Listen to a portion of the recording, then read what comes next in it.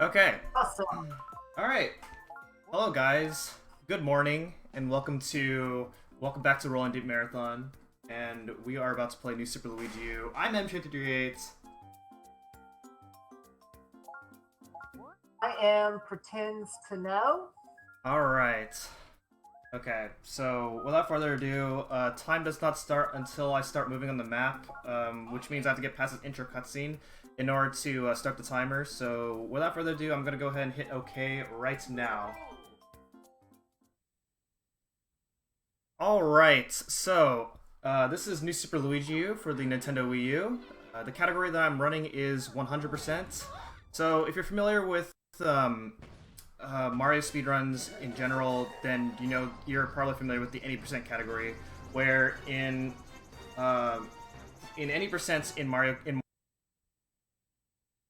speedruns, you take these warp zones that allow you to skip major parts of the game, as well as skipping worlds, but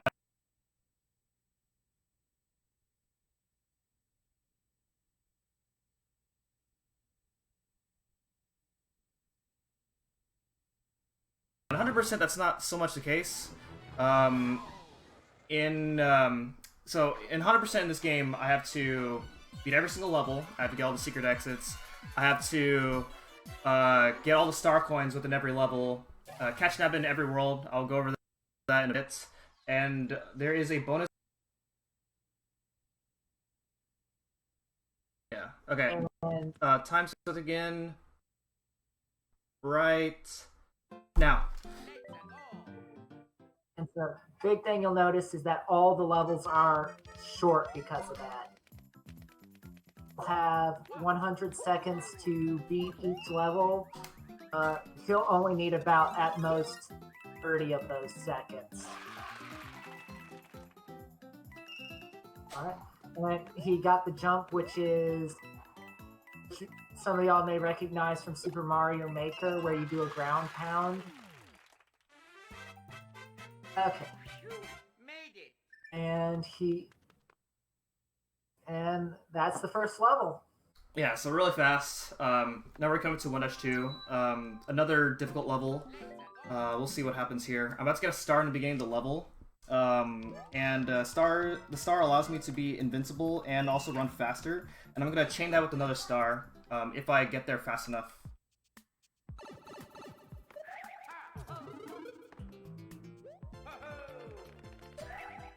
And then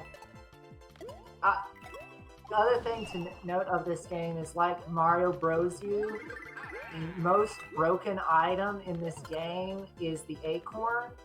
The acorn is, the fast summary is, it's the cape from Super Mario World, except for they did some balancing on it. So naturally, it is still one of the most broken items in the franchise. Yeah, it's a very crucial item that we're going to be using for most of the run. There will be a point later on where we're going to be using a different power-up, but most of the time we're going to be using the Super Acorn. Okay, so that was the secret exit of 1-2. We're going to be heading to 1-secret now. Coming up in 1-secret is going to be the first use of another character called Nabbit. To use Nabbit, it's a hidden mechanic in single-player mode that the game never really tells you about. If you hold ZL as you're selecting a level on the map, then the game gives you temporary access to play as Nabbit in single-player mode. Otherwise, you have to use co-op. Yeah, so Nabbit is a character that can't really die, so you can run through most enemies. So, because this is 100%, we go through so many levels. We use Nabbit quite a lot. So Nabbit saves time and, oh, hold on. This is looking bad. Yeah. Oh my god. Yeah. Okay. Normally if you mess up there, you're dead. But yeah. So Nabbit can die from that, which thankfully I got out of that. That would have been really bad early on. Yeah, and those who have played this game's re-release on the Switch, it does have a few key differences from the Switch game. Namely, his swim mechanics are not as good, and also as enchanted. Also, if you're trying to switch to Nabbit in that game, it is a much more complicated process, and it actually doesn't count towards 100%. However, though, in this game it does, so we get free reign with them. All right, so unfortunately, not a good start, but there's still a lot of run left to go. So hopefully I can show off some more impressive stuff later on to make up for what just happened there. But here's where the route starts to get a little bit complicated. So beating 1-secret unlocks roll 5. So I'm actually going to go straight to roll 5 right now and do 5-1. Folks, I'll go over in a bit why the route is like this. But for now, 5-1 actually has a recently new strat where if you hold... 5-1 has these swinging vines, and if you hold neutral as you're jumping from these swinging vines, you can actually keep your momentum from the swinging vines.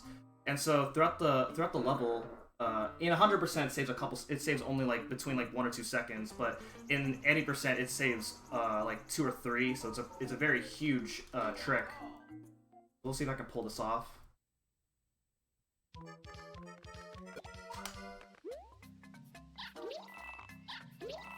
So I'm letting go the D-pad as I am jumping from these vines.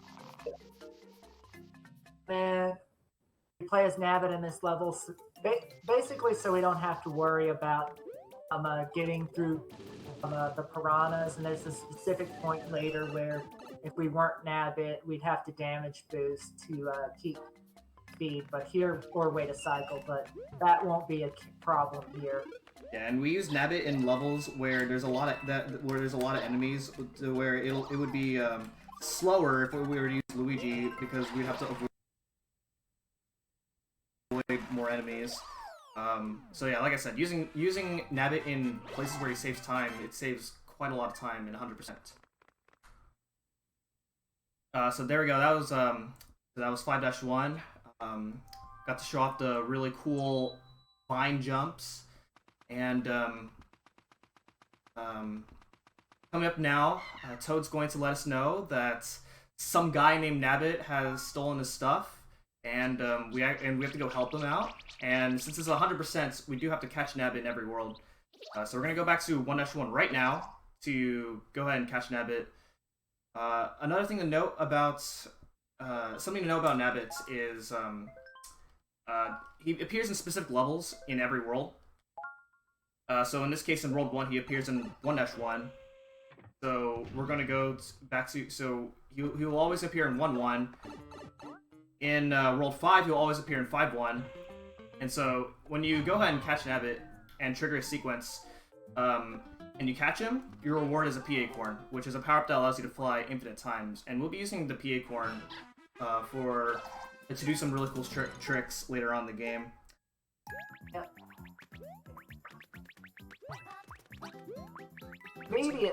Immediately though, this one's gonna get almost an immediate use though. Oh, actually, no, not in this route. Oh. Yeah, so we had a recent route change. Normally we actually complete World 1 right away in the older route, but now we actually go straight back to World 5 now.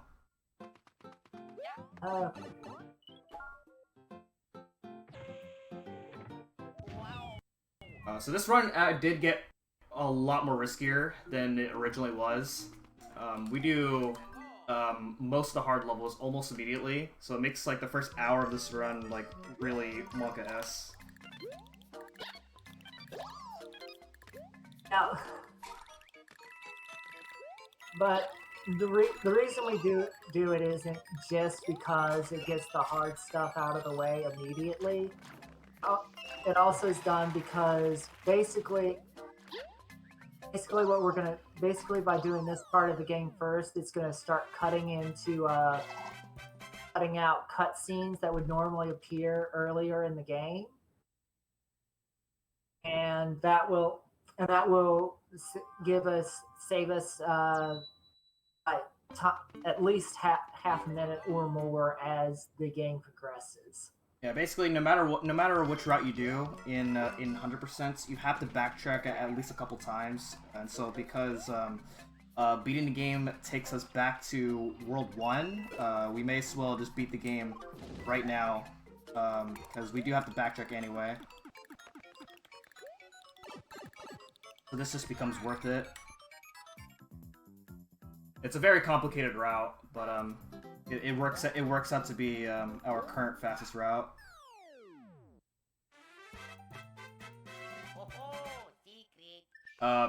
In older routes, when you do all these worlds in order, you would actually have more reserve items on the world map, so that if something were to go wrong, then you have items as like your backup strategies.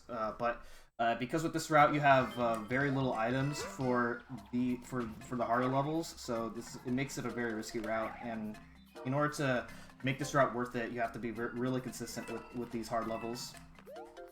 Yes. I mean, even the Nabbit ones, because just because he's invincible doesn't mean that the level's suddenly easy. Yeah, exactly. Nabbit does not use the cannot use the benefits of any power up at all. Which is why some people may ask, like, isn't it faster to use Nabbit in every single level? And the answer is no. For that reason, and also because some star coins in the levels are either harder or impossible to get as Nabbit. Yes. All right, so doing these levels allows Nabbit to appear in 5-1, so we're gonna go ahead and catch Nabbit in 5-1 right now. And again, he always appears in 5-1 in World 5, so we're gonna go ahead and catch him. Yes. The key to getting Nabbit to spawn is you beat the level that he's going to spawn in, and then either 3 lives or 3 levels later, he will spawn in that level.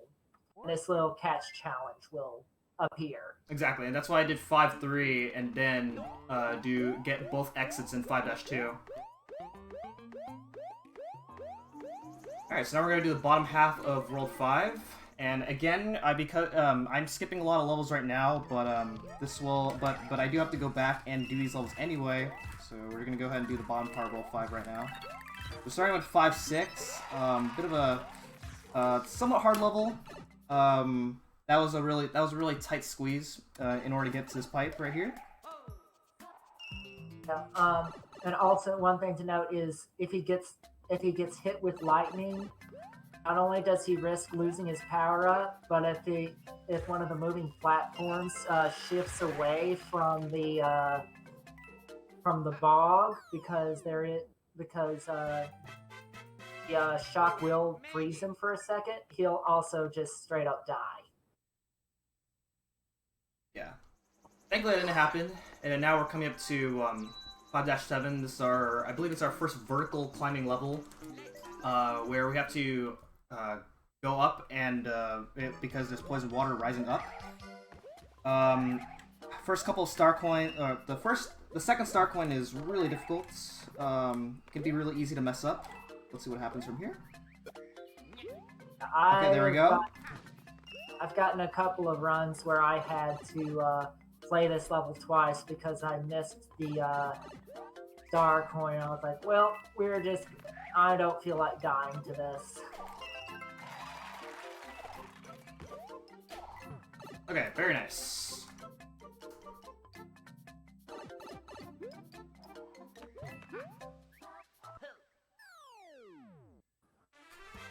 Alright, so coming up is 5-Castle, and 5-Castle has these swinging chains, and you can use the same vine jump trick that I used in 5-1, but I'm not going to be doing that in this level because it does not actually save time, and the reason it does not save time is because I have to wait for a cycle in order to get the second star coin, so it's just not worth it.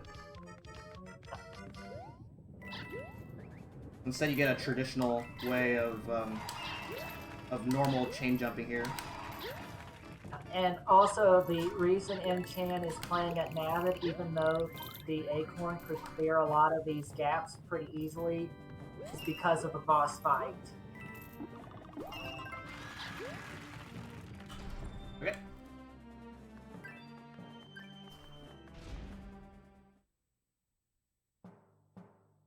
Okay, so our first major boss, or actually, I guess our first boss of the run, is Iggy Koopa. I like to refer to him as Idiot Koopa because he is an idiot.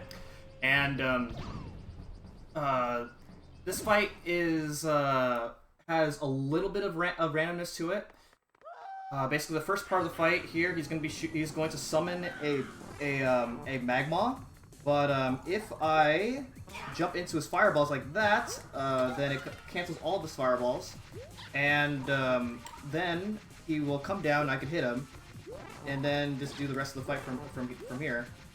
Every boss fight has a way where if you fight them all the same way, then they're usually consistent. This one's a little bit is a little bit of an exception. And then there's one major exception later on, but for the most part, every boss fight is consistent in this game. Yep. Iggy is the closest to it. Iggy is the closest to the exception, and because items are so tight. If we hadn't been playing as Nabbit, it would have showed a lot more, because basically Iggy forces you to go through one cycle with him before you can stun lock him. Yeah. Alright, heading on to World 6. World 6 is, we're going to be doing all of World 6, and World 6 features a lot of really difficult levels, as well as, throughout the history of 100%, this World 6 has gone through the most amount of route changes. Until we got to the route that we got now. And the reason it's really complicated is because throughout World 6 we have these like red and blue switches, and you have to go through the route based on those red and blue switches. On top of that, there is a secret exit in the first tower. There's 2 towers, and there's a secret exit in the first tower, as well as 2 ways to enter the castle of this world, which is what makes this world really complicated to route. Yeah. And with the castle, you're required to go through both entrances. 1, because you're required to do all entrances, and 2, because the star coins are split between each entrance. Well, actually, it counts as one level. It actually counts as one exit. But yeah, we actually have to do Six Castle twice. Enter both ways, because that's just the only way of going about with 100%ing the level.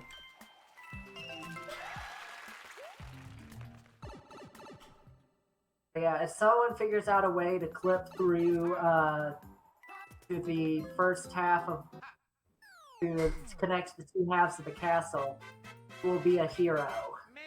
Yeah. Yeah, unfortunately there's no glitches in this game, so a lot of the levels depends on how well can you execute all the levels, which is really nice.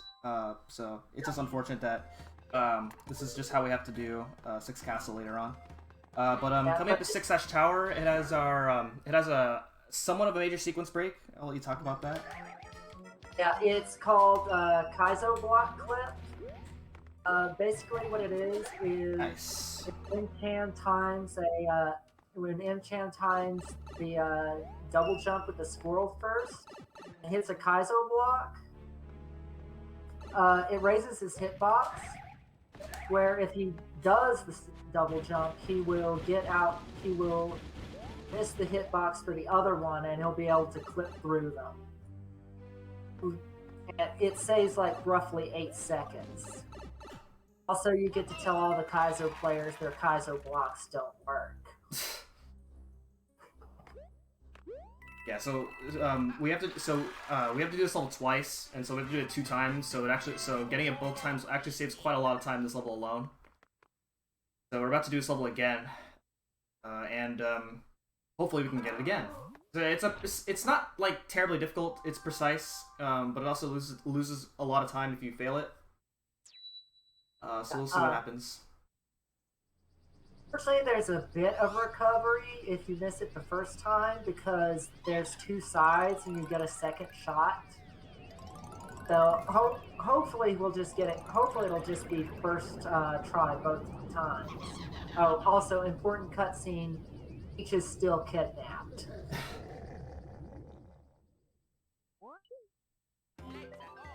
All right, here we go.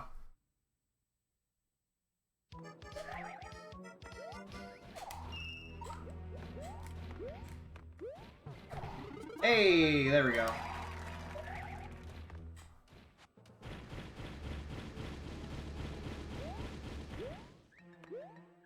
Okay, so the boss of every tower is Boom Boom.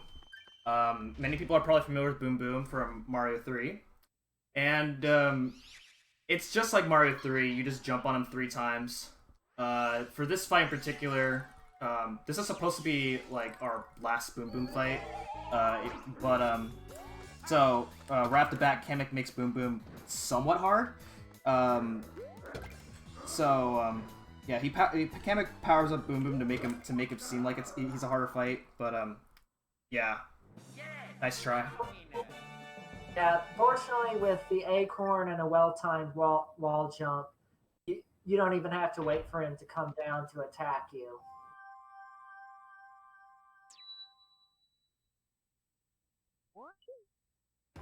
Okay. 6th Astray coming up is a somewhat technical level. So, hopefully, if I don't mess up, I can be able to make a certain cycle at the end.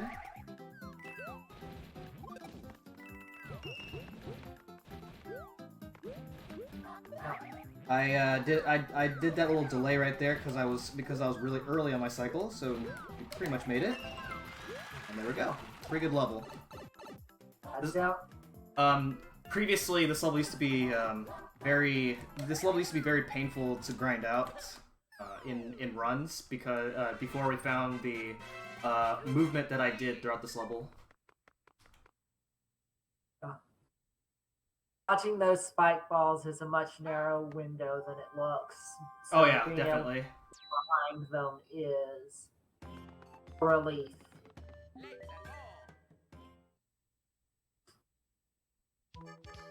Okay, so this level is an auto-scroller, so there's not really much to talk about for this level in particular. Something to talk about though is I guess since I'm actually using the gamepad to play this game. It's not because I prefer the gamepad. It's because the gamepad saves time in this game because I can use the touchscreen to select options such as every time the game asks me to save, I can just simply tap the no option instead of manually selecting no. As well as later on when I'm equipping items, I can just tap on the item that I want to equip. So in 100%, this is a really long run, so it's saved. So all the menuing saves quite a lot of time over the course of the run. Yeah. And those who are familiar with Twilight Princess HD, that's also the same reason they tend to focus on the gamepad is just quality of life improvement. It's the result of Nintendo pushing the gamepad's usability probably a little further than they should have. Yeah, this is very common in a lot of Wii U speedruns where using the gamepad is the most preferred method. I guess fun trivia fact: the Wii U used to be the preferred method for Shovel Knight because of the gamepad.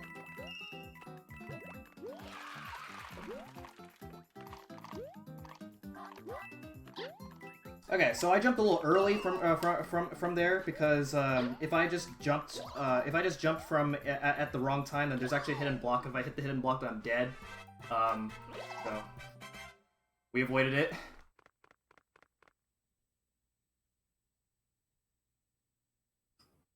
Alright, so now we gotta do this level again because there is a secret exit. So we're gonna go ahead and do that real quick.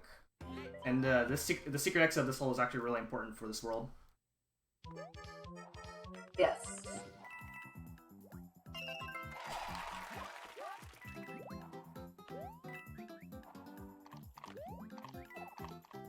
Gotta fly up over here. And coming up is 6-Tower 2 or Sumo Tower. Previously we used to use a P acorn for this route, but there's a recently new strat where there's recently new movement in the Sumo Tower that saves having to not use the P acorn. Hopefully I can do it. So it's really difficult.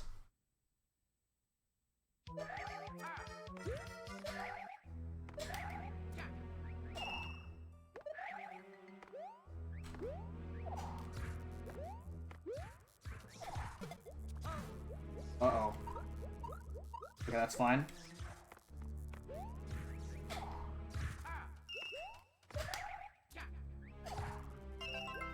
Okay, didn't quite get what I wanted. I didn't quite get exactly what I wanted, but it's better than losing Acorn. We're actually really tight on Acorns with this route, so it's really good that I still have my Acorn. Also, that's not the worst thing that could have happened. I've done the wall jump there to get up there and missed the coin and landed above. Oh yeah, that's true. And you have to reset the level entirely if that happens.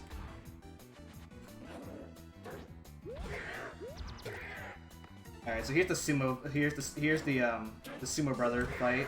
And what I did right off the bat is I flew up right before he was going to jump up to the middle platform, and that allows me to stun him early, and then all I gotta do is just hit him underneath every single time he gets up.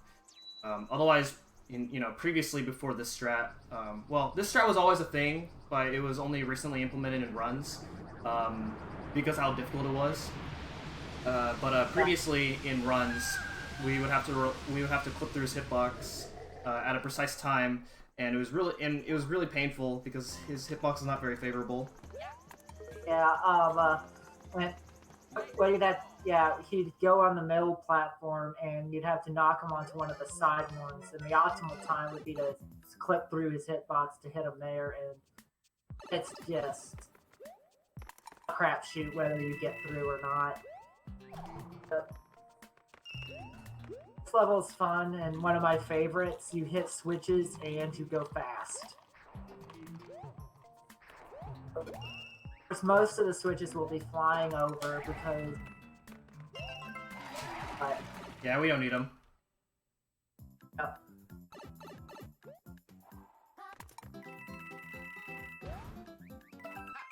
Nice. All right, good level. What can happen is that the Fire Bros in the level, or at least in the game, are semi-random. So sometimes if you're really unlucky, then you can get a pretty bad pattern with one of the Fire Bros, and you just get hit. But thankfully it didn't happen. Here's Nabbit. We'll catch him later, and now we're actually gonna have to go back down. We still haven't done these levels yet. Where I'm going to be doing it's not considered a secret level, but it's the level of 6-Tower 6-6 roller coaster, the roller coaster level. It's really fun. Fun fact about that first Stark one that I just got right there is that it is actually impossible to miss it. If you miss it, it'll actually catch up to you.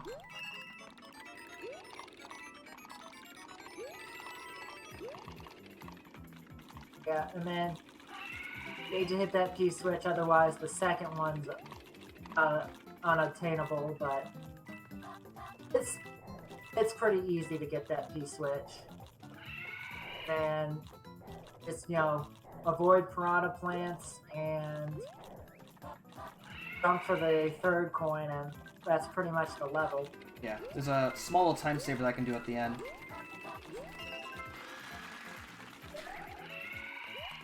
Okay, very nice. That only works with Acorn because one of the mechanics with the Acorn suit is that if you spin jump, it's the height of a triple jump. So for a lot of tricks in this game, that extra height makes a huge difference.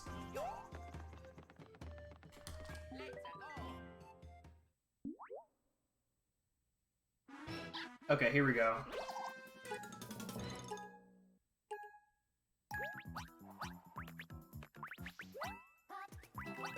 Alright, good.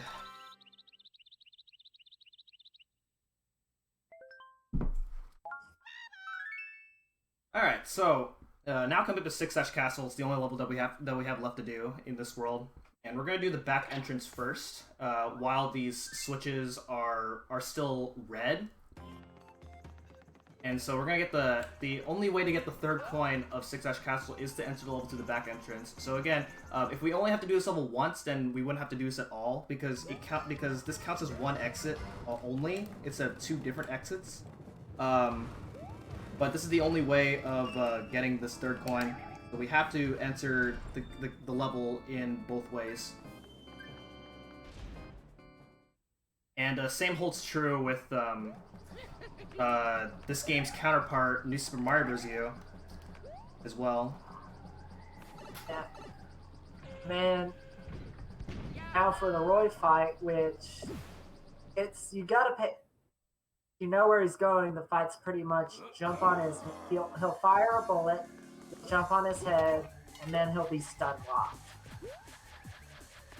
Yeah, so he's gonna count 5 times. Pretty exciting. Roy's my favorite boss. Did you know that? I think I did actually. And I think I remember why too.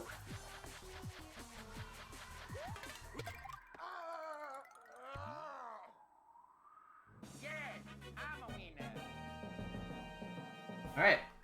So that's the one exit of 6 Castle. And now we have to do this level again and get the other 2 star coins. Conveniently, the level does take us to the front entrance after beating the level. So all we gotta do is just re-enter the level.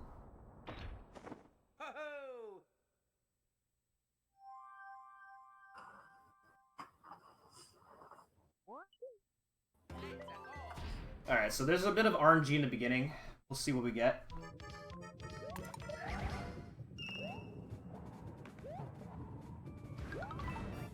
Okay, we didn't really get the ideal RNG.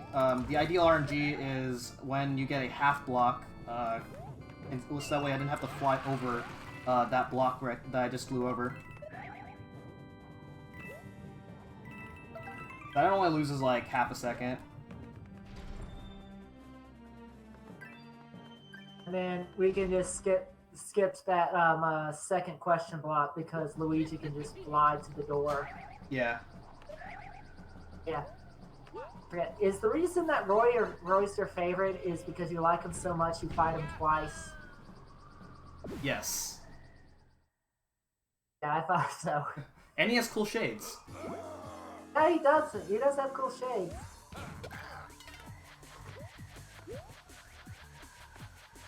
Yeah. Otherwise, this fight is actually really hard if you actually let him attack you.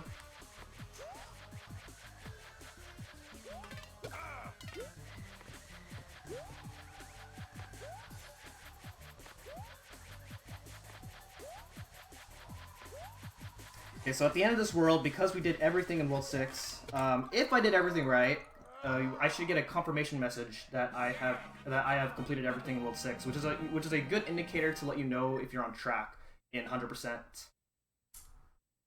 Yeah. And we did. So now we can move on to World 7. So we don't have to go back to World 6 at all in this run. Thank goodness. Yeah, so I guess with the Sumo Tower being the worst of it, that was a pretty good World 6. Alright, so we're off. So coming to this World 7, it's a difficult world, and it's also the most luck-based world. We'll go over that in a little bit. And coming up to 7-1, super difficult. I hate this level. It has probably the tightest jump in the game. That one was pretty tight, but that's not the one he was talking about.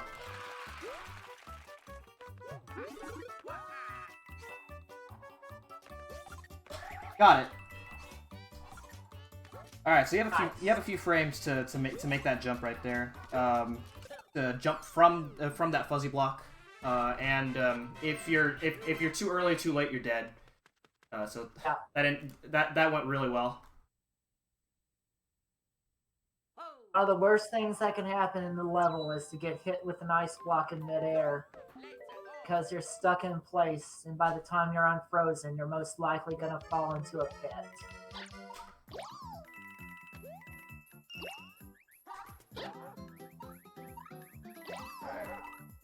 Not much to say about 7-2. Coming up, the next level that I'm going to be doing after this, 7-3, it's a somewhat painful level. It's very punishing if you mess up, particularly the ending of 7-3 is super punishing, because you're on a time limit to get the third star coin, and if you don't get the third coin on time, you have to reset the whole level. Yep. Also, the reason we picked Nabbit in this one is because he can run on munchers. Yeah, otherwise the normal strategy for throughout that level is to get a star so that you can run through all those munchers. And that star is a little RNG based because you have to hit a chain chomp facing the right way.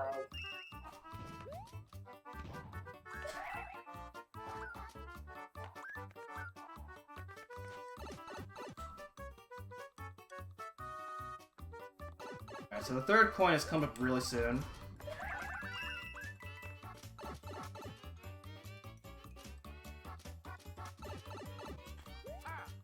Oh. Okay, that's fine, actually, because the fastest time you get at the end of this level is 66, and one of the things to keep track of is the clock at the end of every level, because if you end the level with a double digit at the end, then you get fireworks, and that loses like 15 seconds. You get an item, which is nice, but most of the time you don't want it. Yeah. It's really the only two useful ones are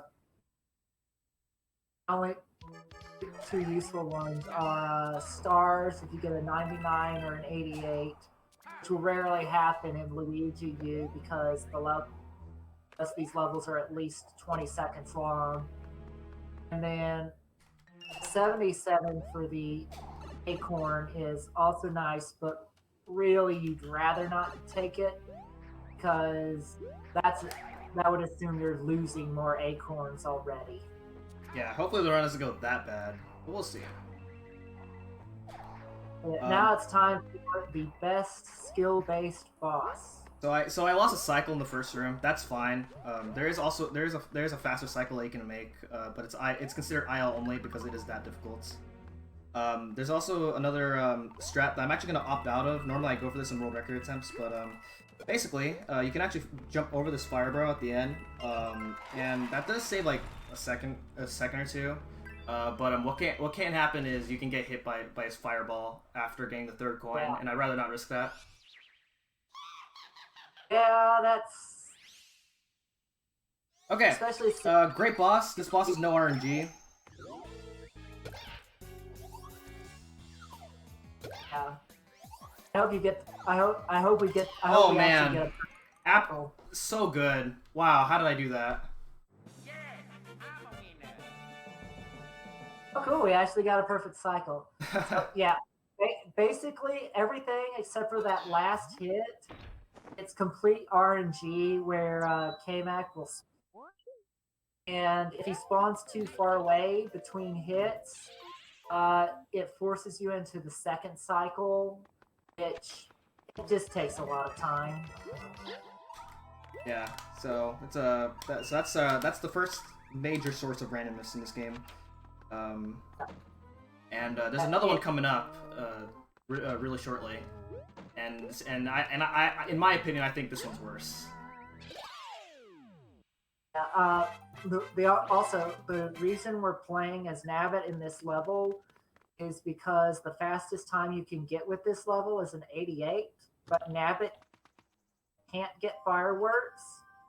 The item you would get is a star, but the chances of the spots where you would use the star is on average not worth the time save of going through to get the star. So we just skip it. And that's actually another reason why we use Nabbit in some levels, because sometimes the fastest time is a double-digit number at the end. Nabbit cannot get fireworks.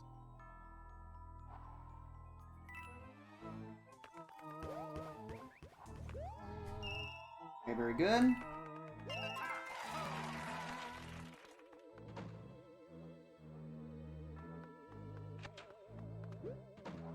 That was that did look scary, but as long as basically the block that I actually jumped from, you actually have to jump from the left side of that block. Otherwise, if you jump a little bit too late, you will hit those flying blocks. So that is definitely tighter. That is definitely a really tight jump. Yes. So now we're gonna go ahead and catch Nabbit here in 7-2. If I get this, there's a nice little quick catch that I can do. Requires this squirrel boost right in the beginning. Oh, okay, that's fine. Okay, there we go. That's the second best catch right there. I only lose like a few seconds. Whenever you jump and whenever you do a small jump and a fly immediately as your first movement, then you actually gain max speed quicker. So it saves a few frames every time you do that. And that extra speed is enough to get that quick catch, but I didn't do it quite early enough. So here's the major source. So here's the next major source of RNG. So as you see, the fuzzies are blocking both these levels. And then there's also a question mark block. It gives us an item, and we have to make sure that both these fuzzies are not blocking either of these levels. And it's a 1/3 chance every time, and we do this both times. So in total, you have like a 1/9 chance of making sure that you go through. In world record attempts, it's a 1/9 chance to go through this level to get both levels without having to reset the bridge. And I've already reset the bridge twice. So this is looking pretty bad luck right now. You lose about 7 seconds every time. Yeah, got a mini mushroom. It's not worth it in this game at all. Every time you have to reset the bridge, you lose about 7 seconds. And because I had to reset the bridge 2 times already, I'm already losing like 14, 15 seconds. You can lose even more time depending on if you have to go up or down the rainbow bridge every time. So now I have to go ahead and pray for RNG again, because I still have to do 7-4.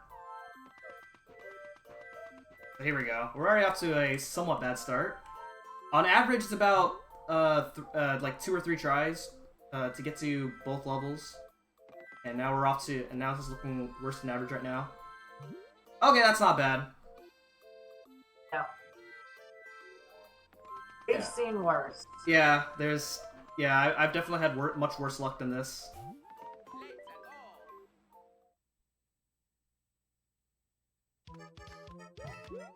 Okay, here we go. So this level is kind of hard. Or let's do fast. Okay, there we go. Kind of difficult to get that first coin quickly. It's really easy to just fly over the star coin and then you mess up your cycle of getting the 3rd coin later on. Oh, okay, that's fine because I have to equip. The next level requires PA Corn anyway, so that doesn't lose me much time. Yeah, I think it's probably the most important PA Corn level. Yes, very important. So the next level normally is an auto-scroller, but with the PA Corn, you can actually skip the auto-scroller trigger. So this is the best level to use PA Corn.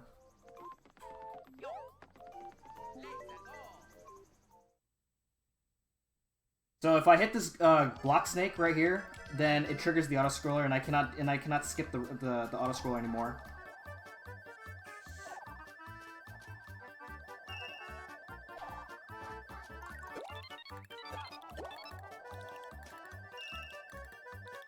Okay, very nice. So yeah, this saves a lot of time.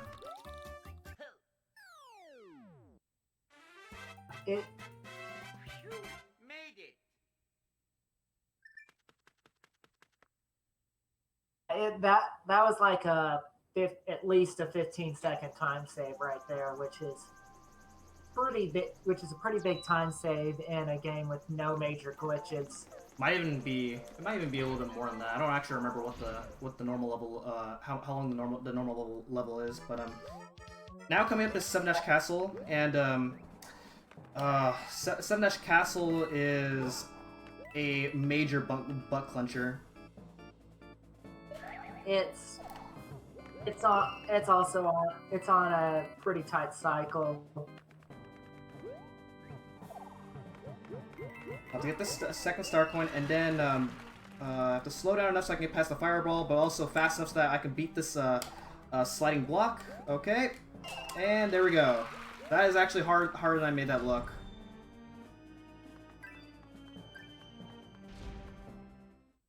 Super difficult right there. Yeah, and the most difficult. And if you get off cycle, like you're probably going to be stuck waiting because those two fire bars at the end, if you're not on cycle, they will block your way.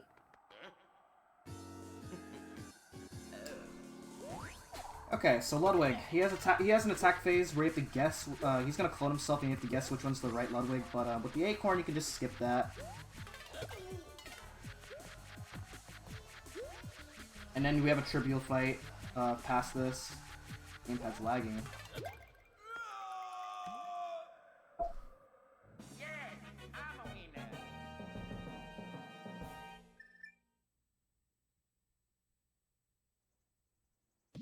Alright, now coming up is 7-Dash Airship.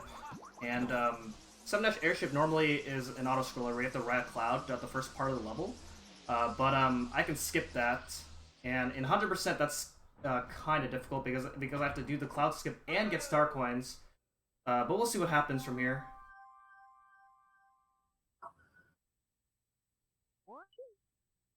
One of the fortunate parts about the first part, about the quote-unquote that he's talking about, is that it's not an actual auto-scroller, so he can move back and forth if he needs to.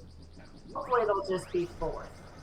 And fun fact, in Mario U, this level is 6 minutes long, so it is the longest level in the game for Mario U. And Luigi U.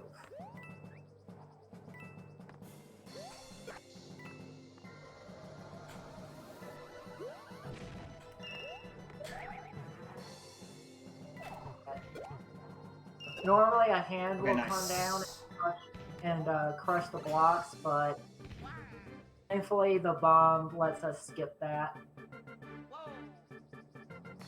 So that was really good. That is definitely scary. That is definitely much harder than I made that look. That second star coin grab was somewhat blind. It's kind of hard to see yourself while you're trying to get that second coin. But if you just know where it is, then it's easy. But you can still get hit by those bombs and then you're dead. But here we are in the Bowser Jr. fight. We'll see what happens and then I'll explain. That's one. All you really need to know ahead of time is Bowser Jr. has what we like to call a jank hitbox. Yeah, okay, so there we go. So that looked easy, but yeah, like what Pretend said, if you know that what can happen is that his hitbox is extremely small. So a lot what can happen is you can go through him, get knocked out, or just get hit and hit him at the same time. It's a pretty janky fight, and there is a lot of insane clips of runners of this game where you know all of the above has happened, and you get some really crazy fights. And believe if you do let Bowser Jr. do his attack phase, this fight is a lot more random than Kamek, but we didn't have to deal with that, thankfully.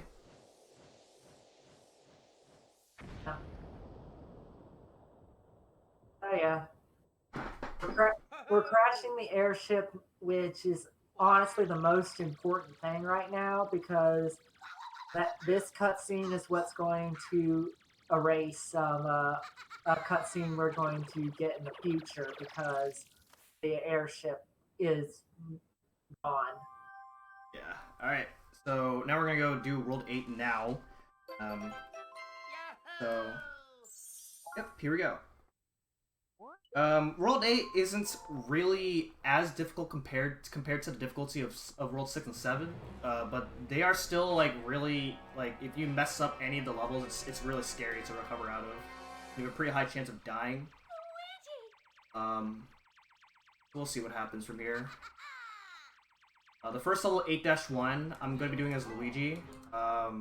Previously as Nabbit, this level was like really difficult. It was really easy to die as Nabbit, but with Luigi it's easier and faster.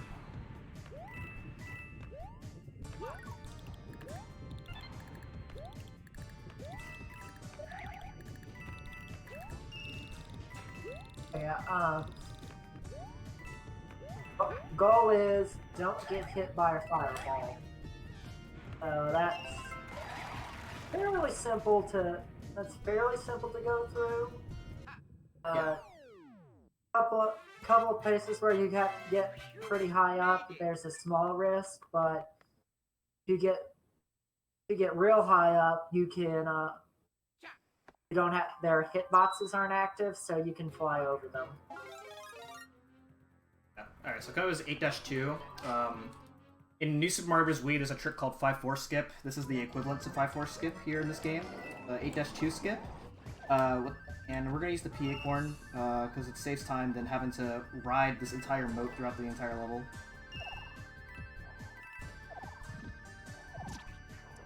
And riding the moat throughout the level is a pain, because you have to make sure that there's nothing on the moat as you're riding. So this alone just saves a lot of time. Also the second coin is like a huge pain in the butt to get normally. Yeah. You have to throw a shell at it.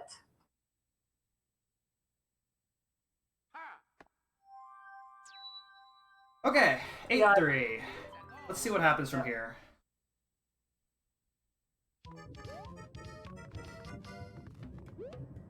Gotta wait for this first coin, and then...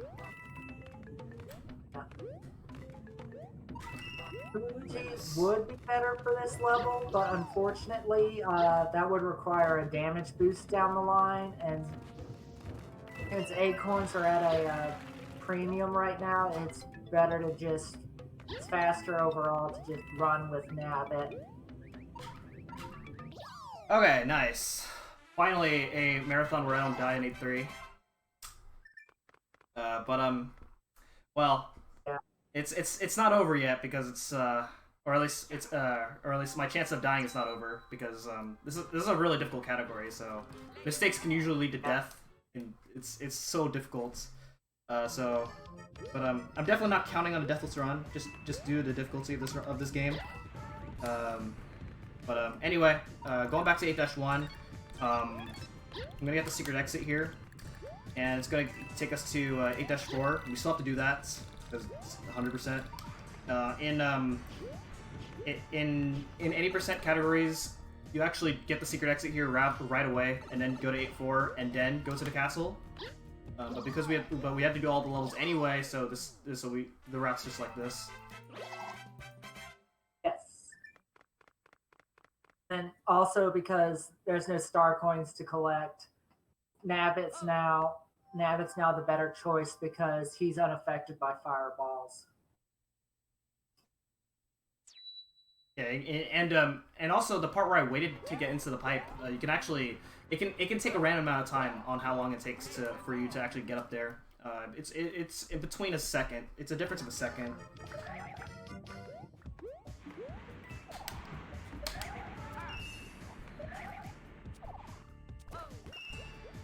Okay, so 8-4 has to be very specific. It's cycle base, and you don't want to play this level too fast or too slow. Either one of those can affect the cycle, so there we go. That went really well. Yeah. And then now we're coming to 8-Castle. In 8-Castle, there is a long elevator ride that you have to go throughout both sections of the level. We can fly over the elevator. For the second room, except for the second room, because the second room we have to ride it for a little bit and then skip it. Still significantly better than the elevator ride in Mario U. Yeah. This is a much easier elevator skip than in Mario U.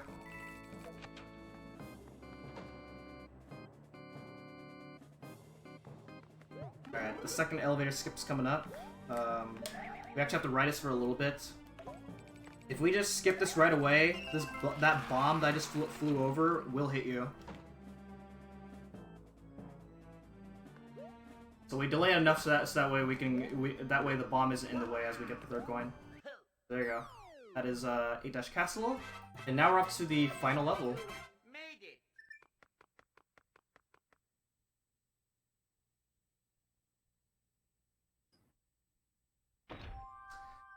Okay, so normally the final level is usually like really consistent, as long as you go through it the same way. But because we have to get star coins, you don't always get the same exact results.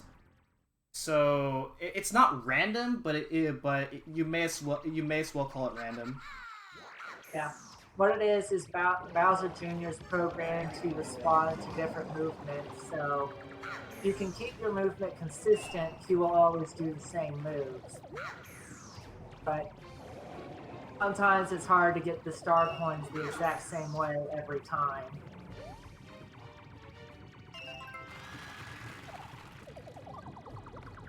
Okay, good. Yeah, that can... there is a faster way of going about with that room. And it could also go worse, so you just never really know what kind of results you'll get. Yeah. Also, a little exploit to talk about really quick, just because Enchan didn't get a chance to do it because he's had to keep low for the star coins. Is you can if you can grab onto the right side of Bowser Jr.'s card, he will speed up and push you to the right. But that's more useful in any percent. Yeah, it's more useful in 80%. It's not worth it here just because we have to get the star coins. Oh yes, also obligatory drop Bowser off the bridge fight. Oh yeah, yeah. Oh yeah. This fight was super difficult. In case y'all didn't know. So difficult. If you blink, you'll miss it. Yeah. But wait, Bowser Jr. and Kamek are doing something. What could it be? Oh well, it's nothing. Let's go save the princess.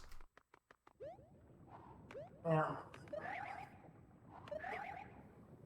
I guess also as good a time as any to mention that this cut scene with Peachette in the deluxe is one of my favorite video game cutscenes in all of gaming. But that's neither here nor there. But for real though, spoilers. There's another Faces fight. So here we go. There's a lot to explain, and there's not enough time to explain it all because if this fight goes well, it goes by really fast. I'll let you take I'll let you take this.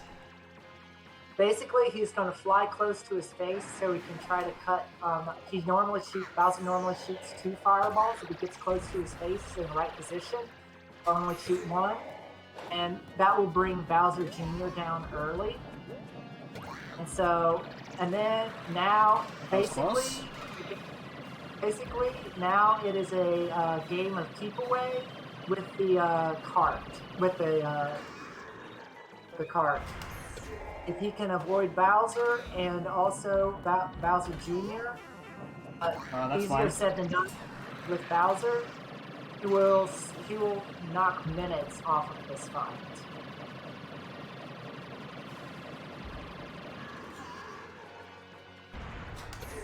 Okay, there we go.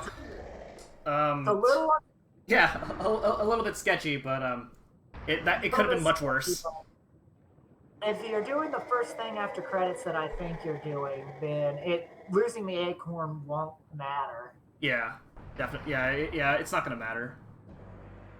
Yeah. So we just beat the game, but that is not the end of the run because as you probably know, I've only beaten 3.5 worlds. So there's still a lot more to do.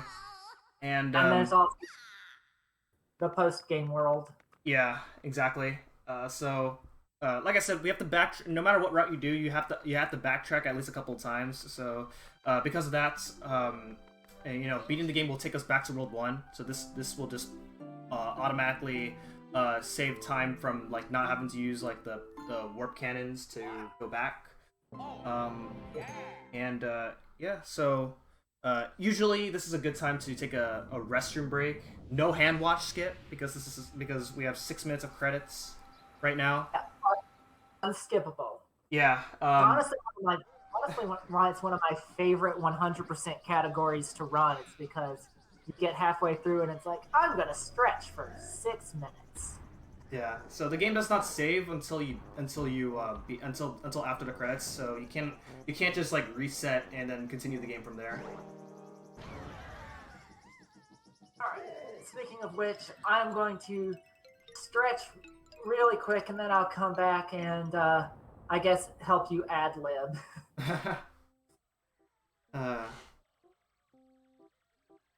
Yeah, so we're past the most of the difficult parts.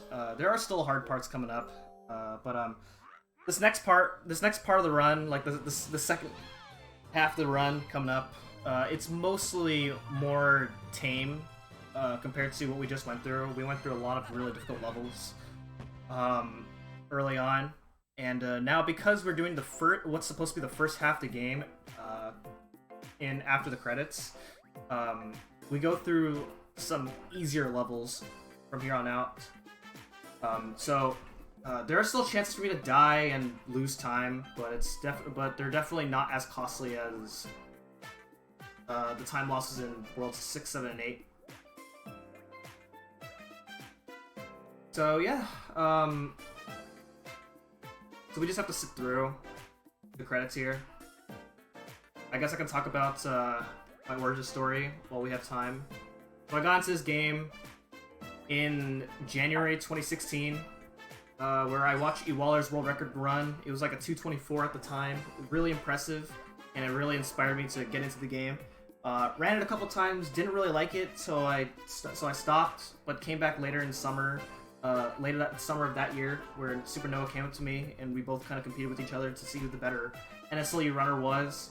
And it really like motivated me to push my times down. And then, what do you know? The next thing you knew, I got world records in several categories of this game, and my progression from there has continued since. Yep. And I'm back. So welcome back. Yeah, me getting into this game is a little less starry-eyed. I saw the re-release show off Peachette, and I was like, I want to run as her. So, turns out that she's not quite as fast as the Acorn, but I still got into this game and still relatively active.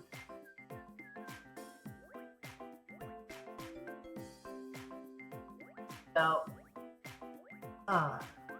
yeah. My motivation with this game came down to how far can I push my times down with just due to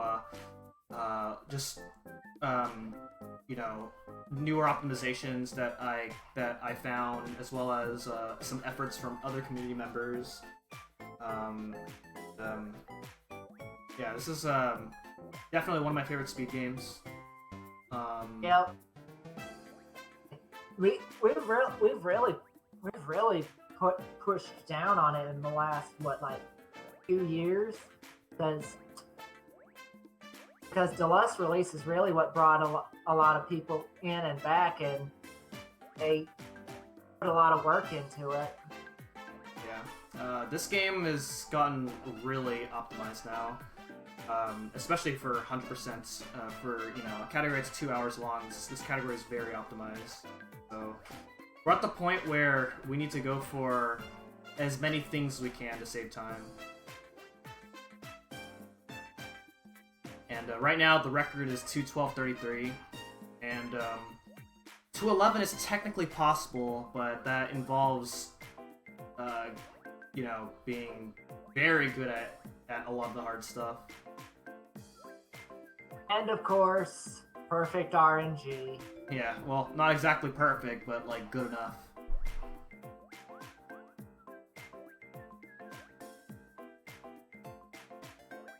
Alright, so yeah, the credits are almost over. Yeah, so we're coming to what's going to be the somewhat easy part of the run. We're going to be going through the first half of the game now. And the first level that we're going to be doing is 1-2. We still haven't gone to normal exit, and we're going to be going through to the normal exit now. And the first thing that I'm going to do is use a PA corn, and it actually saves a lot of time because it skips the main part of 1-2. So overall, it saves like 16, 17 seconds, which doesn't sound like it's worth it, but with how short these levels are, it's very worth it. Yeah. One fun fact is all cave levels you can do this with the PA coins, because 100% all the star coins are in the cave levels. This is the only one where you can do it because it's the only cave level we go through twice. Yeah. Here we go. And fun fact, you can actually this is the border that I'm crossing over right now is actually enough for a regular acorn to cross over, but for some reason the developers were really smart, and this only works with the PA corn. So I deliberately got fireworks here, and that's to get a star, and that's so I could reduce some RNG later on. Technically, this is not faster, but when you're this far into a run and you have to rely on RNG, it's not worth it. Yeah.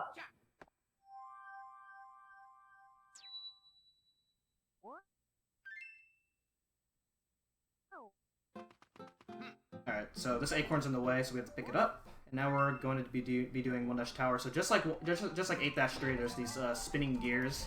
They have really weird physics. Let's see what happens. Yeah. Oh, that nice dropped input. Oh, okay, this is not looking good right now. Alright, we're off to a bad start on the post-game segment.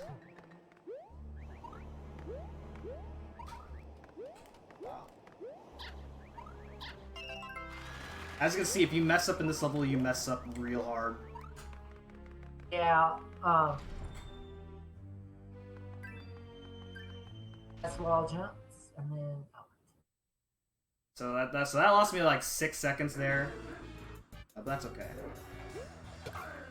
We're just showing off the run. Here's what's supposed to be the first Boom Boom fight. So this is like the easiest Boom Boom fight. And see you later.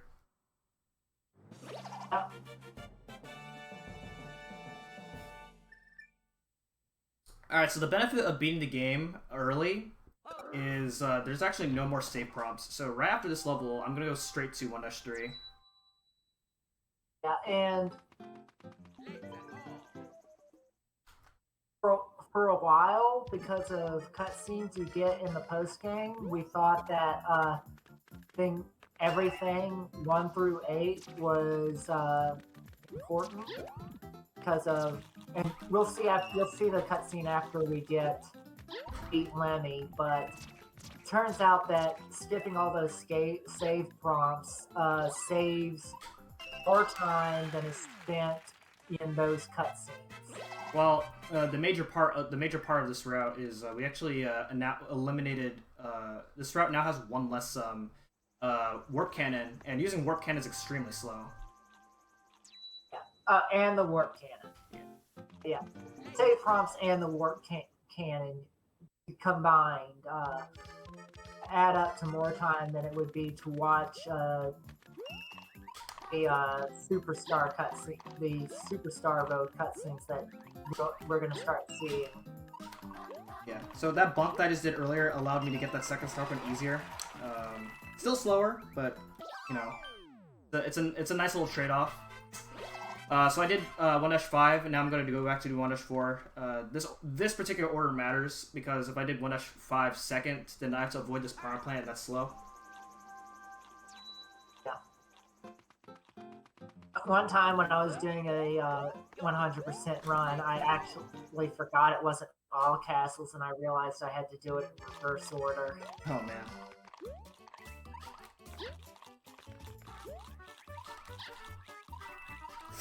Oh, okay.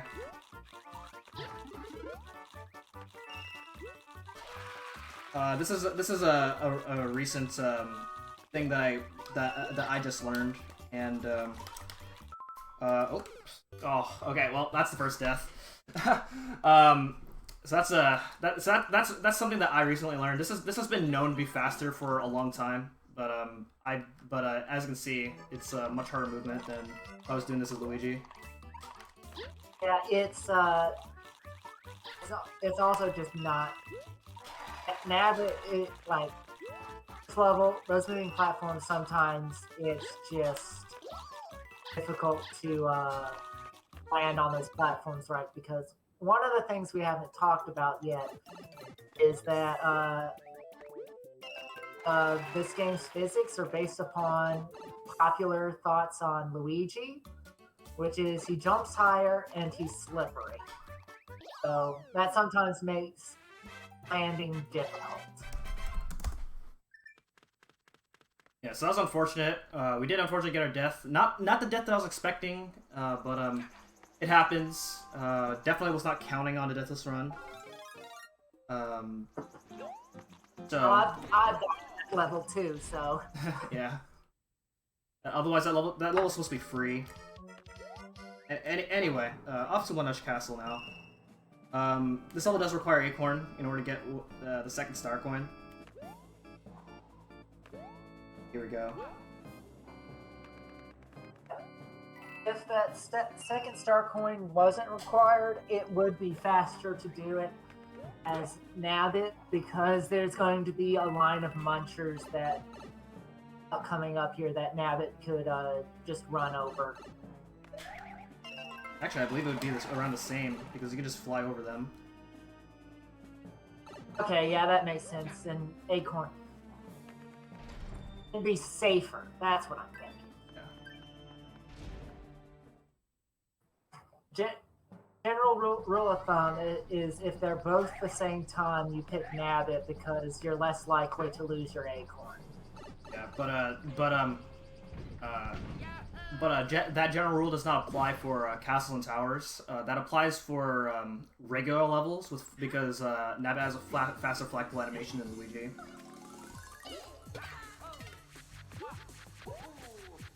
But here's Lemmy Koopa. Lemmy Koopa's supposed to throw like a bomb at you, I think. I haven't seen this fight in a long time.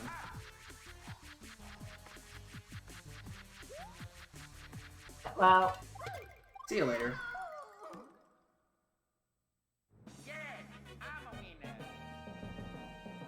Yeah, he's just super easy altogether, even without knowing that, because he's the first boss. They generally keep it even easier than they normally do for first bosses. Yeah. Okay. Also, World 1 is done. So we get the confirmation that World 1's completed, and then we also get one of these cutscenes right here. So, yeah, like what Pretend said, previously we used to think that beating the game early was not good, because we'd have to watch those cutscenes every single time. Just due to how this particular route, like the route is very specific to this right now, because we're able to be, because we're able to skip a warp cannon.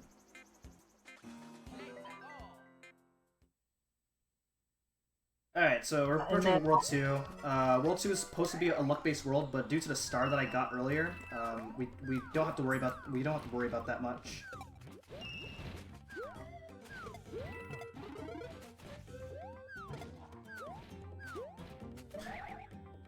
You're also noticing that because I beat the game, at the beginning of every level we have these like Mario blocks. They change your physics to Mario physics. Now you may think that's a good thing because it makes your controls easier, but these levels are not designed for Mario physics at all. It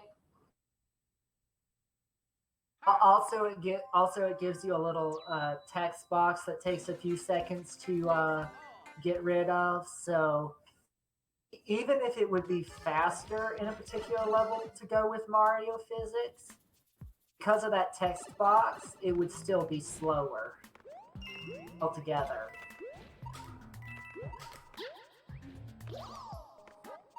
If I mess up in this level and I'm dead because I have a very likely chance of getting crushed.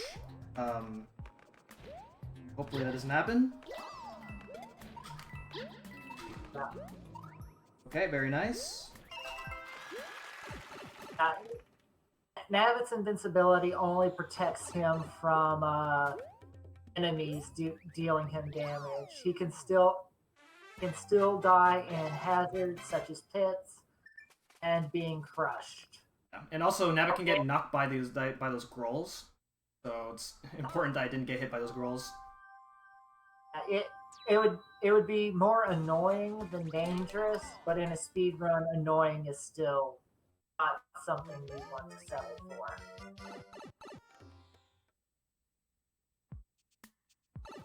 Alright, so this is a dark level. Usually hard because you can't see yourself, but I know what the level looks like. And also we're Nabbit, so we don't have to worry about the obstacles that are in the dark.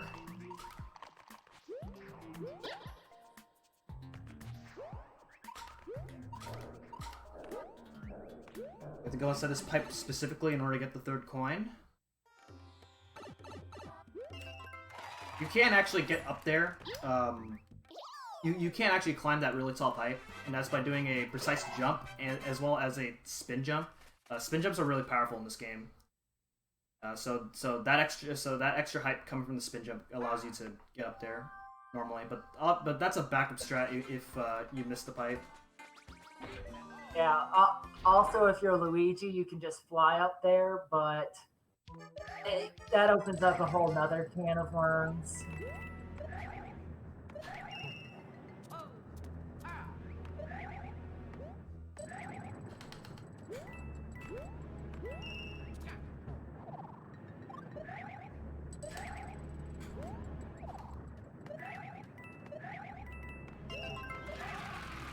Okay, nice. Very technical level right there. Normally I would actually make that last part tighter in record attempts. Just because if you miss that, just because it saves time. But in the off chance that I do miss that star coin, then I have to die. And it's really hard to die after the thing closes because Boom Boom takes his time. Yeah. So, as you can see right here, Kamek starts power on Boom Boom. Boom Boom was supposed to do a lot of jumps, I guess. Yeah, I don't know. Okay, so here's the part where there's supposed to be some randomness, where I have to get past a boomerang and a Goomba without hitting any of them. And, but with the star, as you can see, I'm going to equip it right now. Also, hopefully I get this acorn. There we go. Yeah. It's random whether you get this acorn or not. If you're using the star, it's slower to try to avoid it. If you can avoid it, then, you know, nice. You save 6 seconds. But it's also risky because you'll have one less acorn. But, yeah. So I got lucky that the enemies did not hit me. But if they did hit me, because I'm invincible, I don't trigger their fight. Yeah, it just knocks them straight off. And also, the star saves a little time because in this level, because as you saw, he just walked off and got the first star coin instead of having to time around that rock. Yeah, so you save a little bit of time in 2-4 in 2-5 as well. I do have to wait at the end there because if I actually went straight to the flagpole, I would have got a 77, which would have been nice because then I get a free acorn at the end of the level, but I don't really need that right now. Yeah. 15 seconds is not worth an acorn unless you're desperate. And we are not desperate. Alright, so in this level we have these rolling hills. We saw rolling hills earlier in 1-3, but they weren't really super important. But basically, if you spin jump off these rolling hills, you actually preserve your speed. And so, over the course of this level, you save like a couple seconds. Because there's a lot of rolling hills that you roll off of. Or they spin jump off of. That was bad. Yeah, it's one of the few physics exploits actually in the game.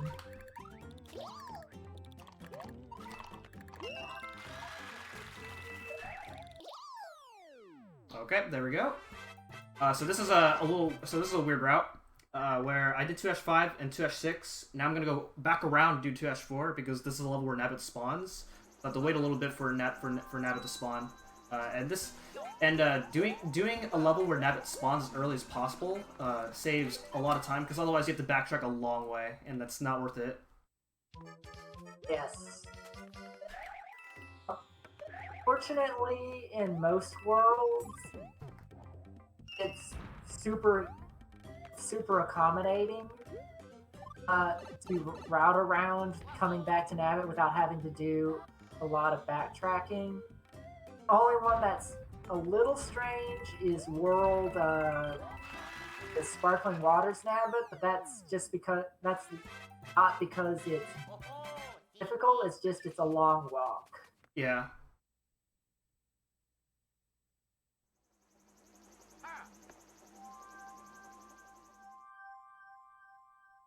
Alright, so that's the secret exit of 2-4, and we're actually going to go to 2-secret right now.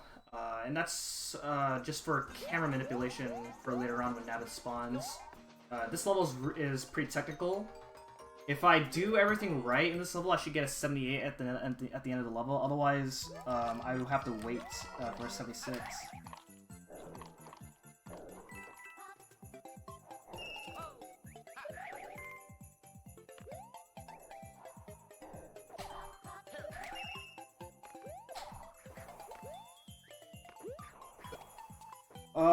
That's scary.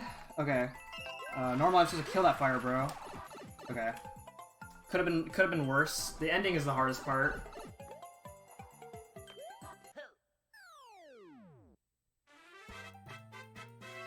You made it.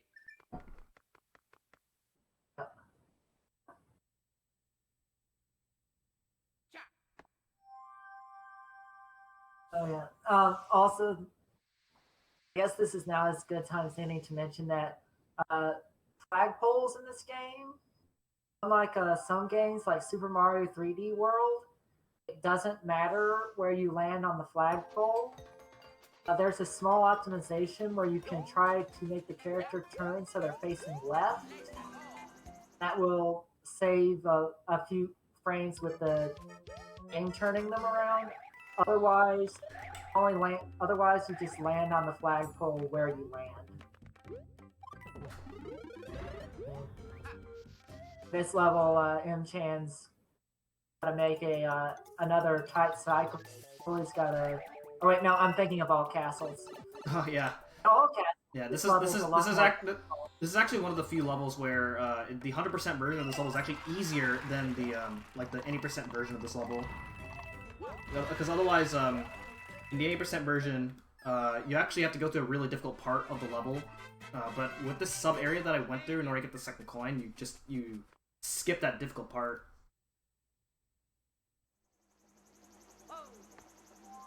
Alright, so here's Nabbit. If I did 2-secret after getting both exits of 2-4, then the camera would go all the way from 2-secret to here, and then back to 2-secret. So this saves like a couple seconds, so it's a lot.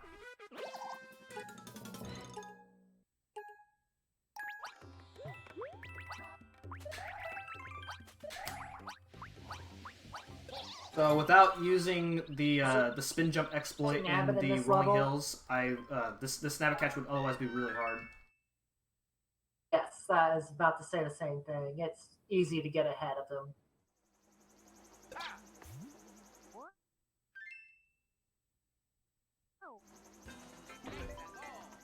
Alright, 2-Dash Castle. I guess the hardest part of the level to say about this is the second star coin, because you're normally supposed to use an ice flower, but if you get out at a precise time, then easy, just like that.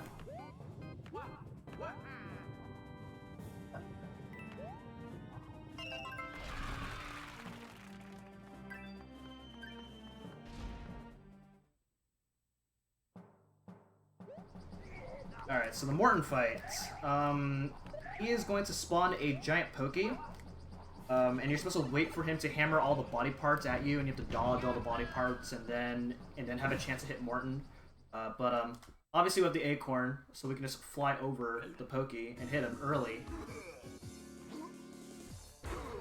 Yeah, There is a small optimization that we don't do where you can damage boost through the poking. It saves about a second or two.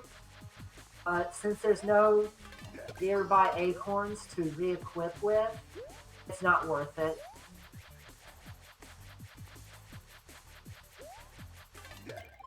And as with all the other Koopalings so far, if you know where he's going to come out of this shell, you can camp there and then just keep him stun locked until you win.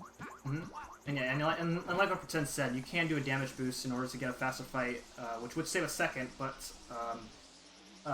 anytime you have to equip an item at all, you lose about 3.5 seconds. So equipping an item is slower than if I were to do a damage boost.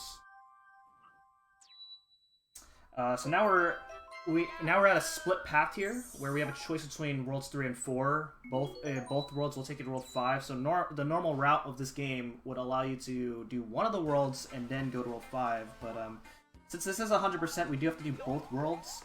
We're gonna do world 4 first, because doing world 4 first allows us to save time in world 3 later. Yeah. And that will have to do with how we leave world 4. Yeah, exactly. Alright, so starting off, we have one of the harder levels of the world here. 4-1.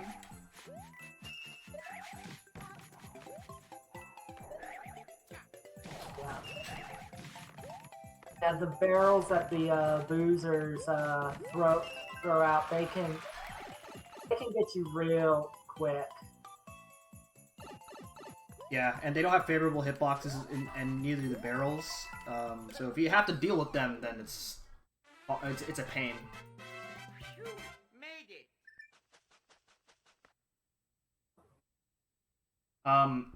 Normally in the Warpless run, all castles, you do a lot of these levels as Nabbit, but we do a lot of levels as Luigi and 100%. Yeah, It's really so. This is a somewhat difficult world to go through. Yeah, and the reason is because the acrobatics of the acorn in this game is generally more important than the invincibility of Nabbit. Okay, nice. That third coin is the hardest part of this level right there. Because otherwise you're supposed to freeze one of the penguins and then ride the penguin across the munchers while it's on ice, and that's really difficult to do. Yes. So I actually waited there for a little bit. Otherwise, if I just went straight on, I would have hit the Cooligan and trigger a fight, and that would be really bad. Yeah. I understand the World 2 things are annoying, but I've always been more frustrated with these penguins. Yeah, the penguins don't have good hitboxes at all. Fighting them sucks.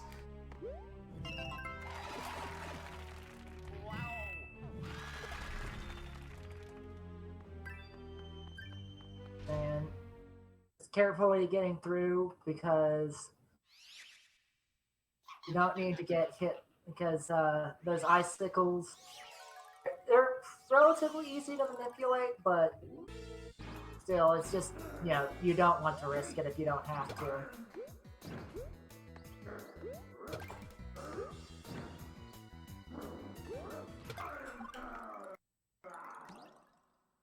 Okay, Forage Tower completed.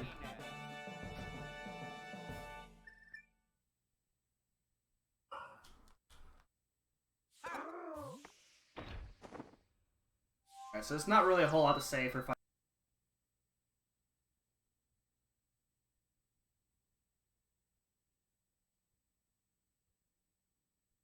Forage 3 in particular.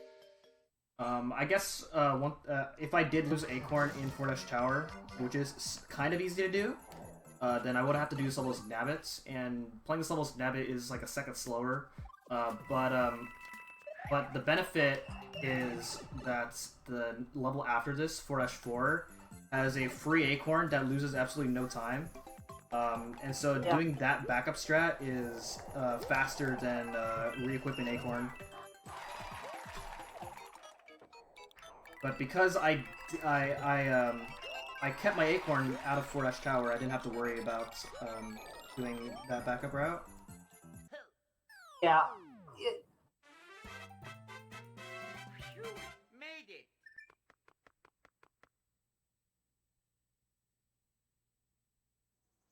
Oh, Chad, I think your stream is pixelated. Ooh, okay. That's. Hopefully it'll get back. It'll get back. Yeah, okay. I think it's come back now. Yeah, it'll come back. Internet problems sometimes. So that acorn I just picked up there, you could avoid it, but because you have to pass that ring multiple times, it's overall not faster to avoid that acorn, so we may as well just pick it up. Plus you get one extra acorn, for later on, if the run goes bad. Yep. Okay, very nice. That third coin is really hard to get, usually. Because you have to land on that water wing as you get the star coin. Yeah, with the acorn you don't worry about that.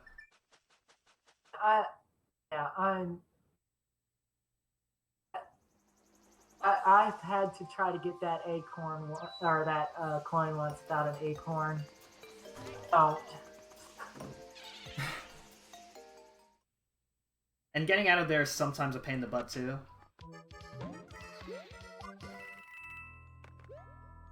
Alright, so this is our second ghost house of the run here, with the first one being 7 ghost house. And one thing to know about ghost house is that they're supposed to be like really complicated levels in order to go through, and that they normally trick the players into getting lost.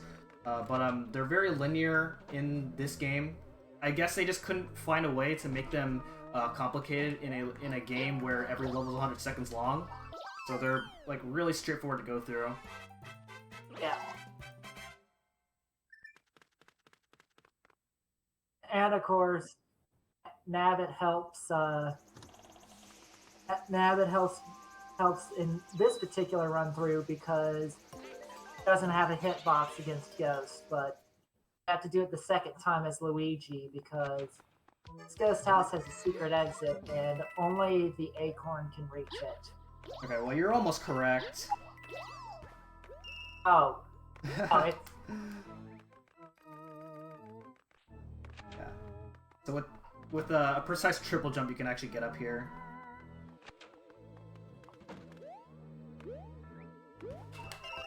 Yeah, this makes the first coin a little bit risky because if you fall down from those blocks, then you have to reset the level.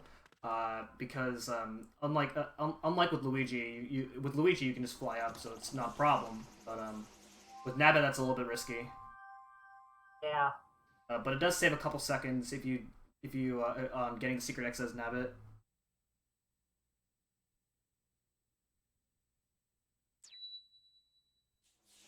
So just like in World 2, I did both exits of 4 ghosts right away. Otherwise, if I did the 4 ghost secret exit and then do 4 secret, the camera would go all the way from 4 secret to Nabbit and then back to 4 secret. Alright, so the first part of this level is kind of bad. We'll see what happens.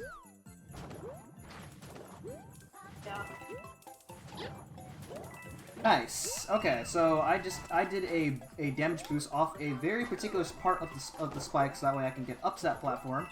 And if I had missed that, then I would have to do a backup strat in order to get up there. And the backup strat is very bad to go for. Yes.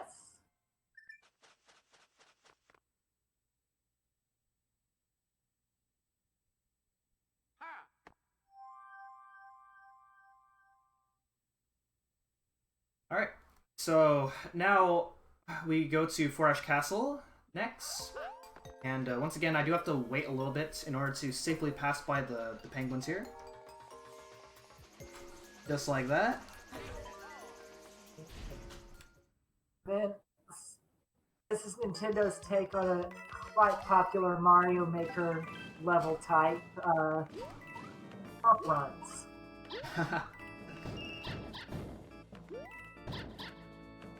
Nice.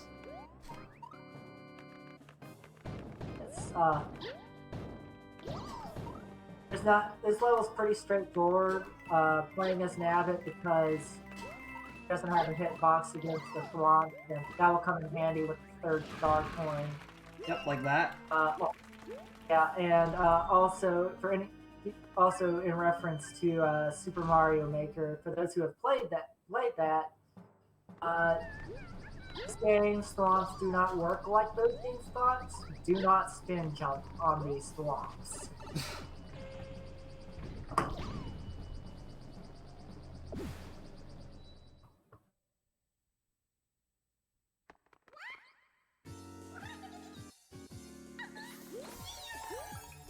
Okay, so Wendy. Wendy has a bit of awkward timing as to when to hit her. So I'm gonna approach it a little bit safe right there. I usually let her like come out of her shell, and then I jump on her as she's jumping, just because it makes the fight a little bit safe. Because like I said, she has awkward timing as to when to hit her.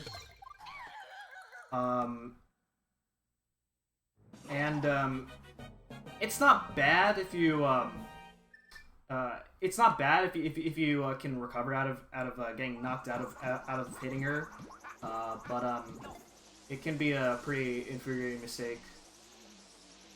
Yeah.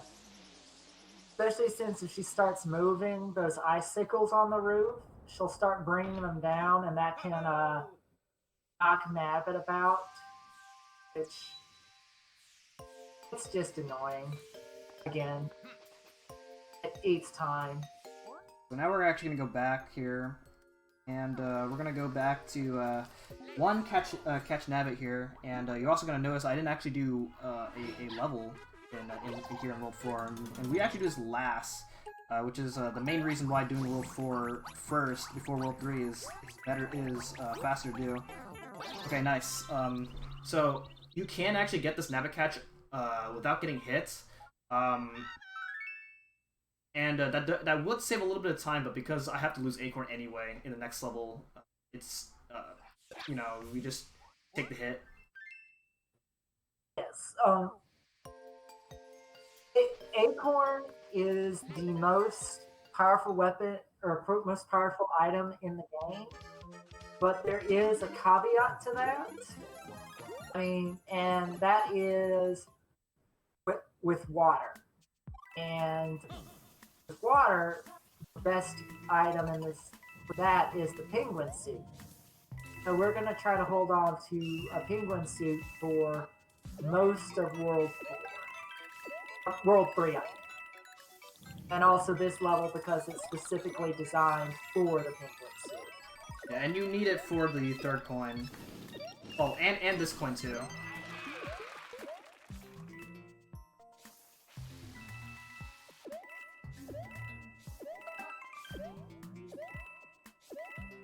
Go. Alright, so with this penguin suit's gonna allow us to save a lot of time in World 3, if I can keep it. Okay, there we go.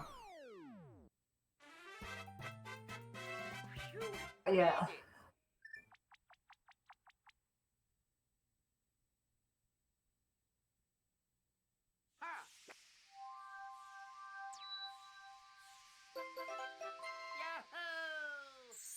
Okay, that's all star coins of World 4.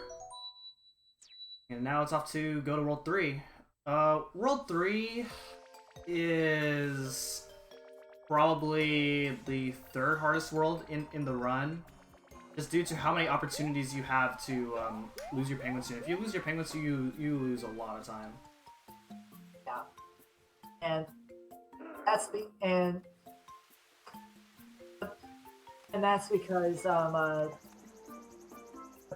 the penguin suit when under most of the time in Mario games when you're swimming you mash the button to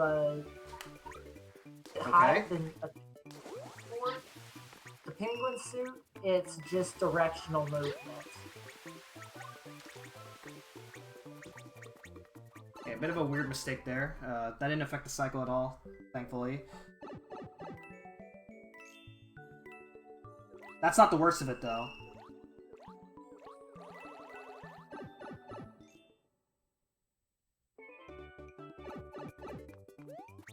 So going over this wall is faster than just swimming through that bottom part there.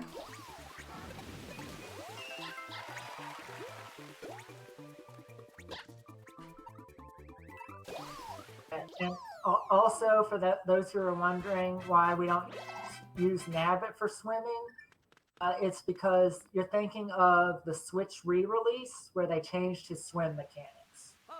In this game, he swims like everyone else. Yeah, so here's the another major benefit of the penguin suit of this game.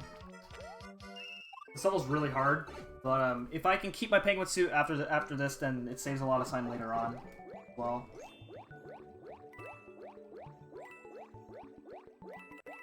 You can see how fast Luigi swims with the penguin suit. Otherwise, this would be like a 50-second long level.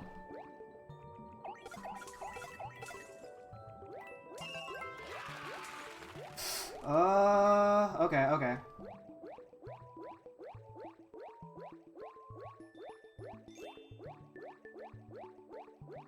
Okay, not the exact ending that I wanted, but better than losing Penguin. Yes.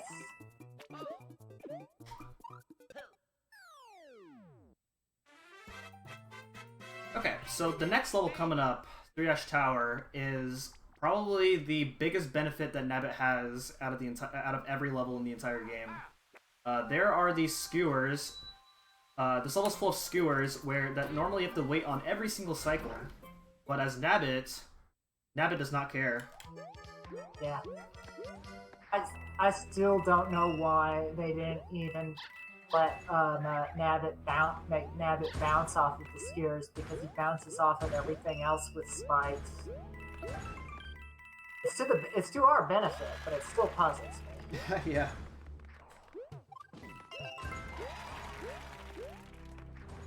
And there we go. This level will be much longer as Luigi. And also the last part of the level is normally a pain in the butt as Luigi, because that Fire Bro can be really mean. But obviously, we're Nabbit. Nabbit doesn't care. Yep. Alright, so this fight's the same fight as the one in 4 Tower, except without ice. Yeah. We don't know what the difference is either, beyond that.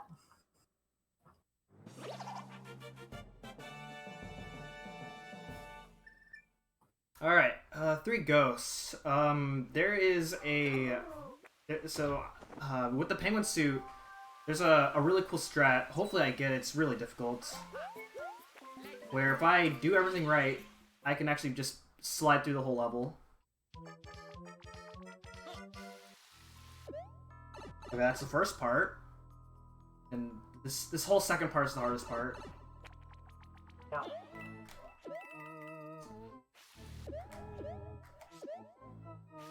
Yeah, this level is basically just full of hazards, because those purple fish will home onto your position. That's just,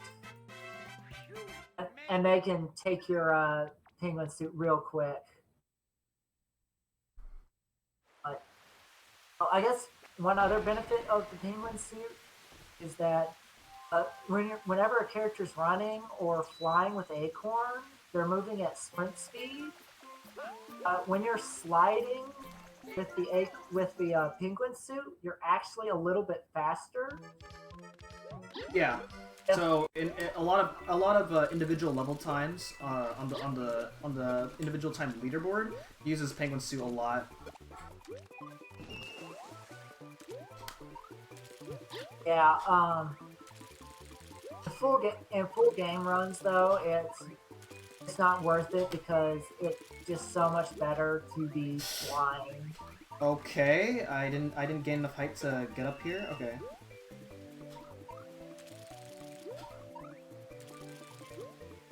Oh my god. Alright.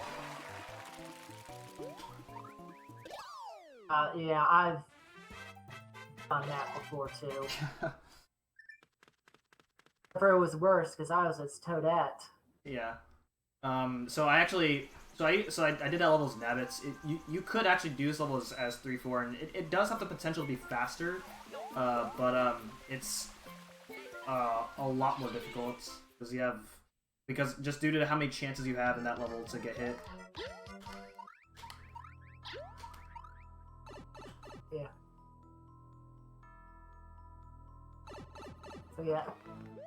And yeah, this time we're playing as Nabbit in the ghost ship because all the star coins are guarded by enemies, and Nabbit doesn't care.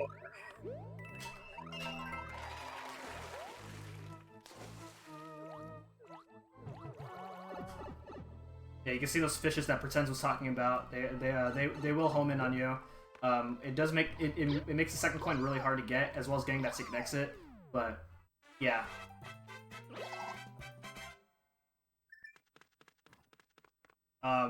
So you notice again more weird routing where I did 3 or 4 and then backtrack to get the secret exit, and then I'm going to go to 3 secret next. Previously, routes would always get both exits of 3 ghost and then go to 3-4 and then back to 3 secret.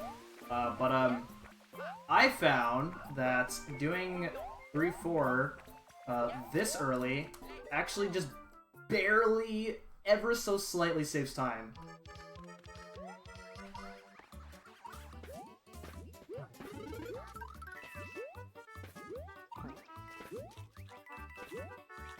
But anyway, 3 secret, another auto-scroller. I do this level as Nabbits. It's technically faster to play as Luigi because because Acorn does save time in this level, but I want to keep my penguin suit in order to do some faster strats in later levels. Yeah. And generally, like in the oldest routes, you do all the penguin suits levels first, and then come to this level. And that acorn that fell into the pit, you'd use that to re-equip acorn to save time, or to save time from an overscreen re-equip. But now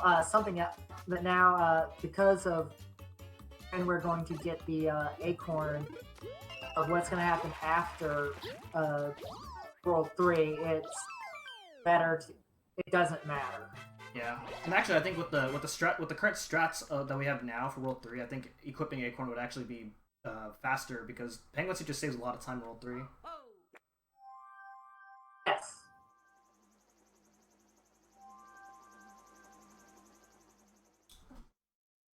Alright, so 3 secret completed. Now we're actually going to go back to the main part of World 3 and do 3-3. 3-3 is super easy to die. There's a difficult cycle that I'm not going to go for. Because it's too high of a risk to go for it. Yeah, the big risk with 3-3 is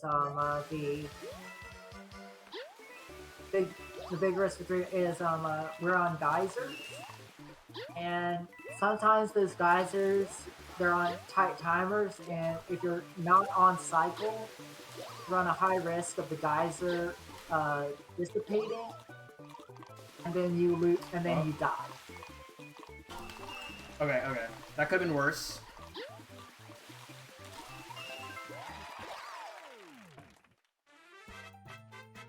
Still have the penguin suit. Yeah. I don't know if anybody didn't notice it earlier, but when you die as Nabbit, you go back to small Luigi on the overworld. So dying as Nabbit does have consequences. Mm-hmm. Alright, so Nabbit did spawn.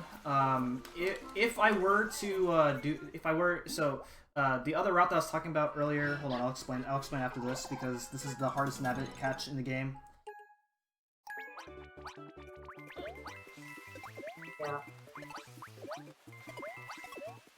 Hey, did it. So with the penguin suit, you can actually just go. You go so fast, you can actually beat Nabbit. Otherwise, previously the old strat when we had Penguin to catch Nabbit, or when we had Acorn to catch Nabbit, this Nabbit catch was a nightmare. Yeah. How I dealt with that is I used the Superstar here instead of 2 dash instead of the enemies in World 2, but the record that is slower. It's just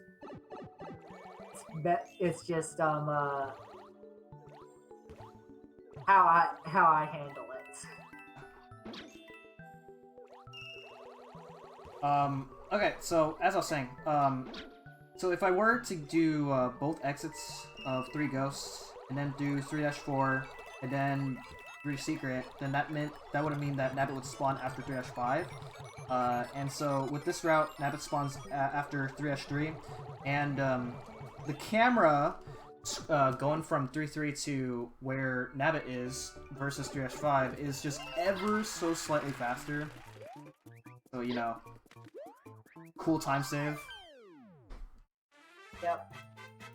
Also, the reason Enchan had to wait there for the dragon eel to remove the urchin is while the urchin won't do damage to Nabbit, it still has a knockback hitbox, and he couldn't pass through it. You can actually fight through your way, but it takes a lot of time than if you were just to manipulate dragon eel to kill the urchin anyway.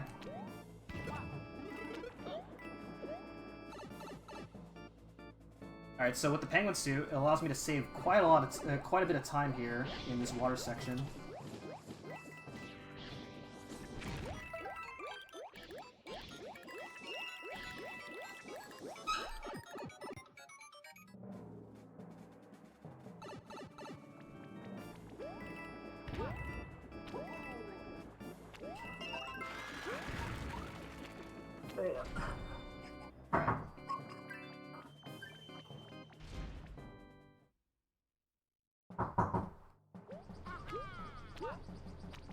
Doing some more penguin boosts here.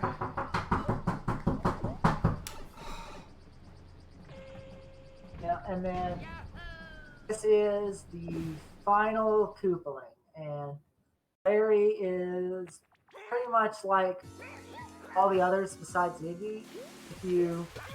Since we know where he's going to come out of his shell, we're ready to attack him before he's able to actually get going with his cycles.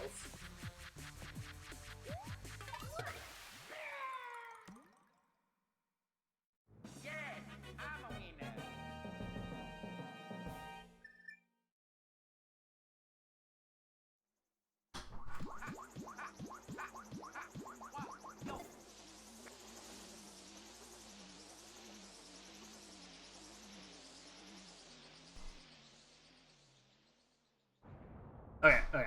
Sorry about that. Got a little bit interrupted there.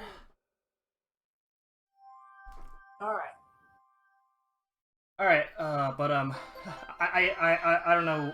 I don't know if you explained the Larry fight because I couldn't hear you. My headphones were off the whole time. But yeah, I did. Okay. So. Alright, so coming up is the best level of the entire game. It's so good that you can take a nice little stretch break. Yeah. Also, this level is the initial reason why we started putting the second half of the game before the first half. Is because if you haven't beaten 7-Airship, there is 2 15-second cutscenes on each side of entering and leaving this level. So by crashing the airship early, we don't have to worry about either of those cutscenes anymore. Yeah. New Super Mario Bros. Games have run off a checkpoint system with all the cutscenes, and that is that if you skip worlds, then every cutscene that's supposed to play beforehand would be moved over to the current world that you're at, and that's what we took advantage of there when we did World 7 early.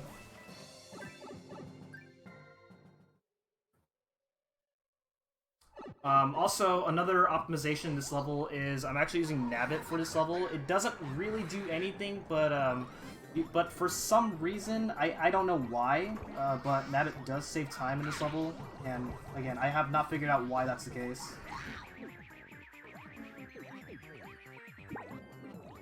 But it's a time save that we accept. No questions asked.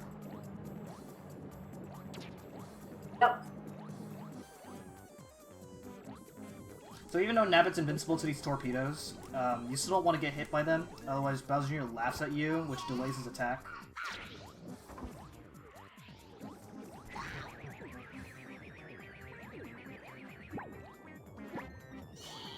Very riveting fight. Yeah, so riveting that in the All Castles run, we actually go out of our way to route as far around this level as we can. Yeah. Away from the center, not around. My bad. Well, it can mean both ways. Yeah. Alright, but there we go. That's 5 Airship. It's supposed to be the first level that you do when you enter World 5. But now we are back to World 5 now for the 3rd time, and the 3rd visit of World 5 is the hardest part of the run. So the first thing here is I'm going to equip a PA Corn, because the PA Corn saves a lot of time in this next level here. It's 5 Tower. There's a large block snake that you have to ride up throughout the entire level, but with the PA Corn you can just skip that entirely.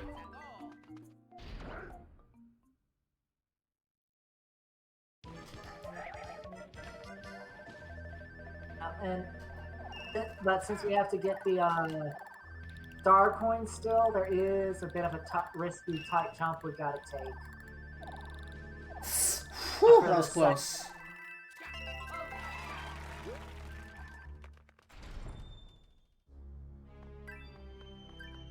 Okay, not dead. If you do lose Acorn, you have to die, because you do need Acorn in order to get the 3rd coin. Well, actually, it's technically possible to get it without Acorn, but it's pretty precise. It's slow. Yeah. Alright, last Boom Boom fight. Kamek makes Boom Boom giant, but who cares? That pretty much sums up all the Boom Boom fights. That doesn't. Who cares? Yeah, who cares? Alright, so that is the last opportunity to use a PA Corn. In old routes, we actually in old routes it was routed that we used a PA Corn all 7 times, but that's been routed out when I started looking into 100% in deep detail. And one of the reasons is that, you know, some levels in the old routes didn't would save time with PA Corn, but the time that it takes to equip PA Corn is more. Yeah, if we see any more PA Corns this run, it'll just be because M10 needs to equip any Acorn. Yeah. That's if I run out of Acorns. The other thing about PA Corns is that the end of the level cutscene is slower with PA Corn because you have to watch Luigi transform back into regular Acorn.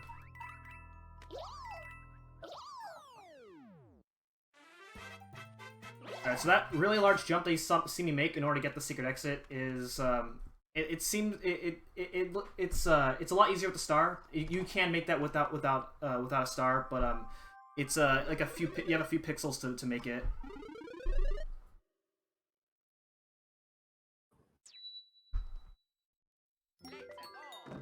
Alright, so now we're actually going to do this level again by getting the normal exit. I'm actually going to skip the star this time because you don't run enough distance from the star to the end of the level in a normal exit in order for it to save time. Yeah, but since we're already invincible, it doesn't really matter. Hmm.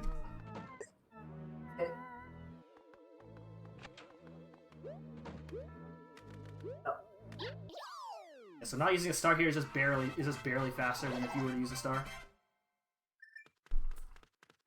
So this is the longest stretch. This is like this is like the longest split if you were like to do attempts. because we have to do this haunted forest section. We have to do for both exits of World 5 of 5 Ghost House, as well as both exits of these 2 levels right here, which are 2 of the hardest levels in the game.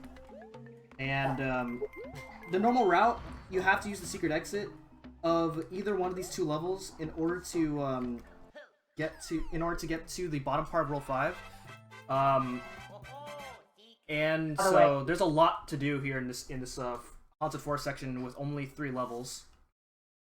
Also excluding this particular secret exit. Yeah. But yeah, another thing to note is taking the normal way out. Isn't this whole area called Brimly Woods? Like haunted forest or something like that. Yeah, but whole reason. Yeah, you don't want to take that exit out because there's another random encounter section involving booze. That's why we always, to get to Iggy, we take the secret exit they put in the top half of the world rather than coming through here. Yep. Also, it's more levels to go this way.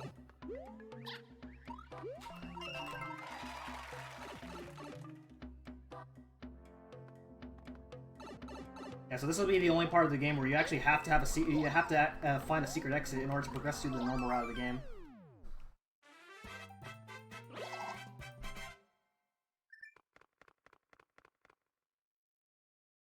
Okay, so that's 5-5. That's one of the hard levels. 5-4 is a huge pain in the butt. The level is called Painted Pipeworks, and I like to emphasize the word pain and painted because this level's a pain. It looks pretty, but it's precise. And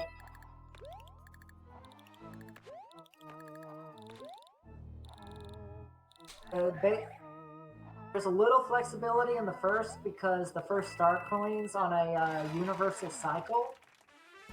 Looks like he's been. Oh, you're just going straight to one of the exits. Yeah, and that is that if I am about to die, I can just reset the level and keep my power up. That makes sense because those piranha creepers, especially in the swinging pipes, they can come out of almost nowhere or with almost no time to react. So this is a excellent precaution. Yeah, anyway, as I was saying earlier, there's a little flexibility on this first start, getting to this first start. Oh, this is gonna be scary now. It's on a cycle. Oh boy. Ooh, Okay, we're past the hard part. Yeah, the good news is that Luigi can't, even without the acorn, Luigi can jump really high. Yeah. So that's what happens when you mess up 5-4. This is by far the scariest level in the run as far as losing time, because because as you saw, if you mess up, it goes real south. yeah. But conveniently, the only level that we have left to do here is 5 Secret, and 5 Secret does have an acorn that we're just gonna get. Yeah, so there isn't any need for any equip shenanigans. Alright, so normally in any percent we do this level as Nabbit because Nabbit has a faster flyable animation than Luigi, but as Nabbit in this level, the second star coin is really annoying to get. So, and because Nabbit does not save a lot of time, we just use Luigi. It's not something that you want to rely on in a run where you're 2 hours in and you have to rely on a few frame time saver. Yeah. Also, even as a bit of an annoying auto-scroller, I'm thankful that Nintendo at least put something in here for us to do. Because if you hit 8 of those buzzy beetles, is it 7 or 8 of those buzzy beetles? It's probably 8. You get a 1-up mushroom. Alright, community joke time. Let's validate the run. I did it! Phew, made it. Okay, so that is every world completed, and then now we have the bonus world, Superstar Road, that we unlocked right when we beat the game. But now we have access to all the levels now. And Superstar Road isn't difficult to do, but it's still, you can still lose time in this world, so it's still important to keep your A game as you go into the final world.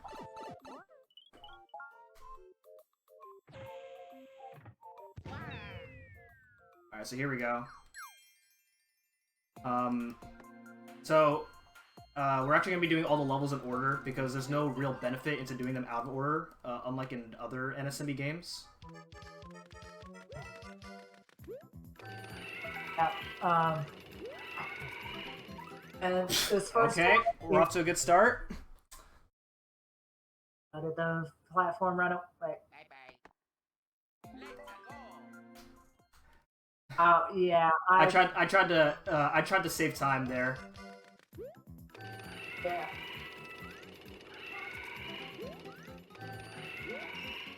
Yeah, it's a bit of a recent optimization where where if you jump off the roller coasters early, you can actually keep your speed. And yeah, I failed. That's okay.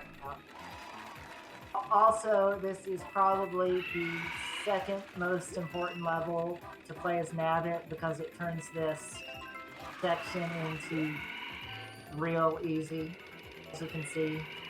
Yeah, very cool level design. Well, even without Nabbit, like, you could probably pick up a fire flower and then just Yeah, you still can. wreck. But that's more an IL strat than a RTA one.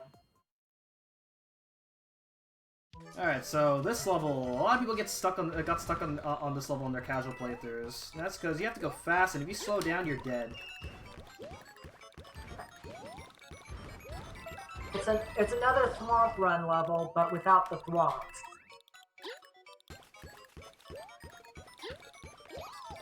What makes this level really hard is that these falling blocks can actually hit the P switches, so you don't actually have to hit the P switches on your own.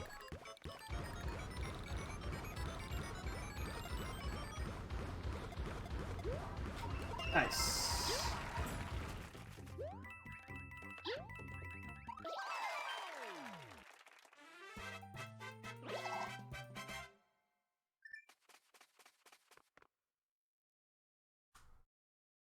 All right, 9-3. Don't get eaten. Yeah, in very old routes, we actually used to get a Baby Yoshi for this level, but with the way this route works, there's not really a convenient Baby Yoshi to get. So we just do this level's Nabbit. Yeah, the reason that was done is because Baby Yoshi swims almost as fast as, I forget what it's compared to, but but the swim mechanics are comparable to the penguin suit. So it would make the level a breeze, but going out of the way for it is problem is more time than it's worth. Yeah, you save about 15 seconds in this level because this is a really long swimming level, but yeah, it's not worth going out and getting a Baby Yoshi just to save 15 seconds at this route. It's like the first Baby Yoshi itself is like 8 seconds because he talks to you. Yeah.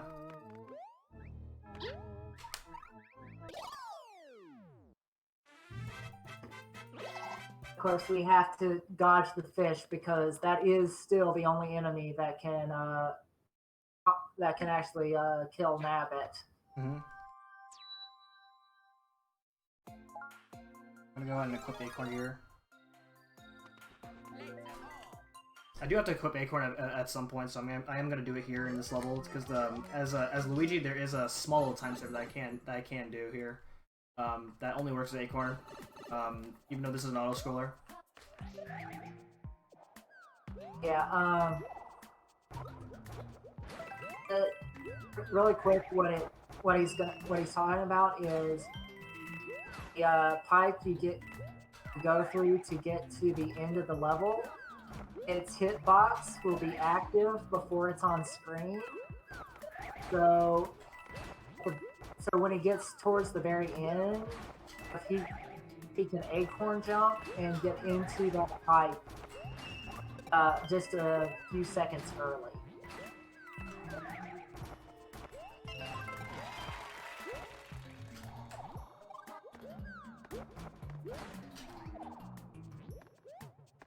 Like that.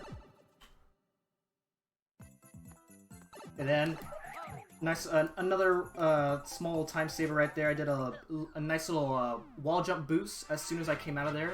And it just saves a few frames. Yeah. But yeah, it basically gets you going at sprint speed just a little sooner than you would otherwise. Yeah. Alright, so this level, well, some people like to call this the Mario Maker level just due to how these blocks form.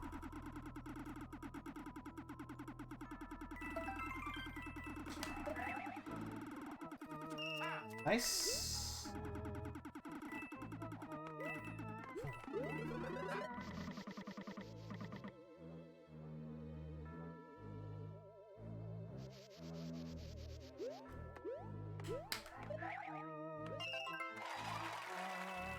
Okay, so that was a pretty straightforward level with that. But just like most other levels in this game, in this world, you mess up, then it goes pretty south really quickly. But coming up, 9-6 Firebar Sprint.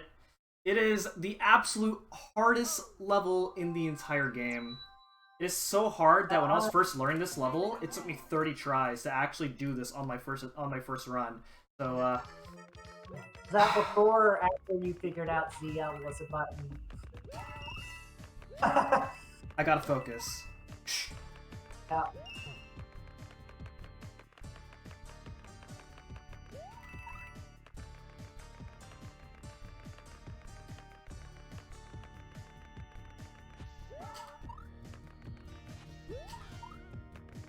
Oh my god, I made it! Let's go!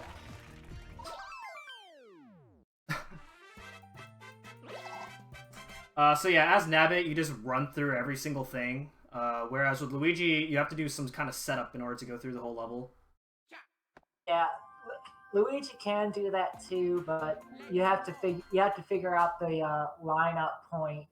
Yeah. And then, even then, you run the risk of coming out the other end small, which is super bad when it comes to the third star coin.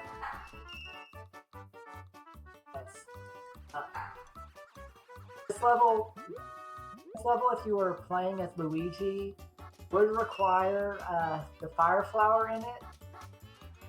Thankfully, because Nabbit doesn't have a hitbox with most of the enemies, you just fly through and push out clouds before they dissipate. This is very riveting. It is when the cloud starts blinking and you're wondering when that Lakitu is going to hold still. Yeah, so I did switch from cloud to cloud because the clouds can run out so you have to switch from cloud to cloud. All right, so the next level is called Impossible Pendulums, which probably means there's no way for me to beat this level.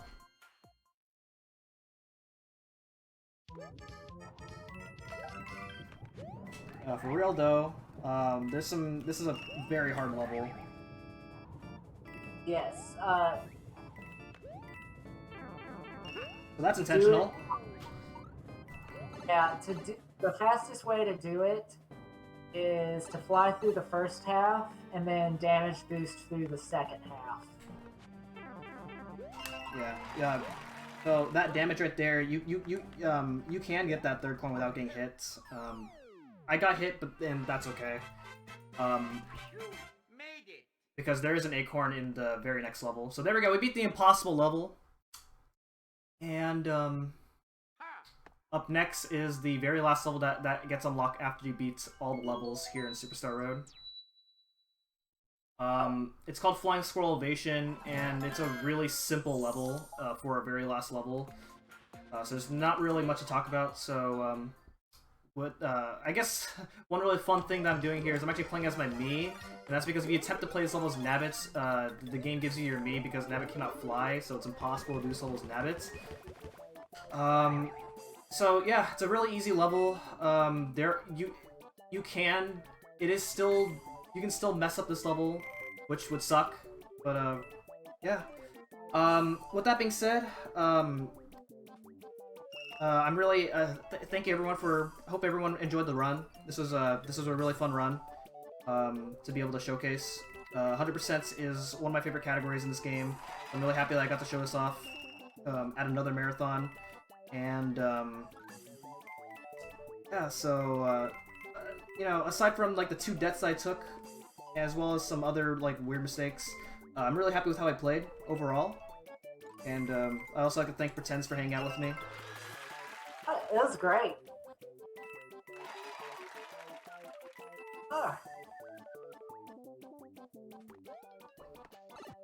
Alright, one more thing before I close off the run. There's a little fun little thing that I can do right here. If you just stand still, then you just look at the screen right by the thank you sign, and there we go.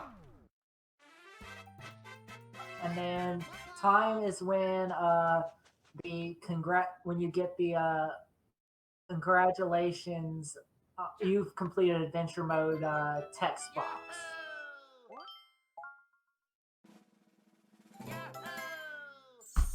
Time. 2:14:53.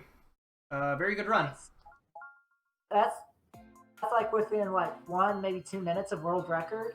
Oh yeah, 2 minutes off of world record. So yeah, anything under 2:15 is usually really good. So I'm yeah, really happy with this run. And for further confirmation that we have 100%, I'm gonna go ahead and go back to the title screen, and we have 5 stars.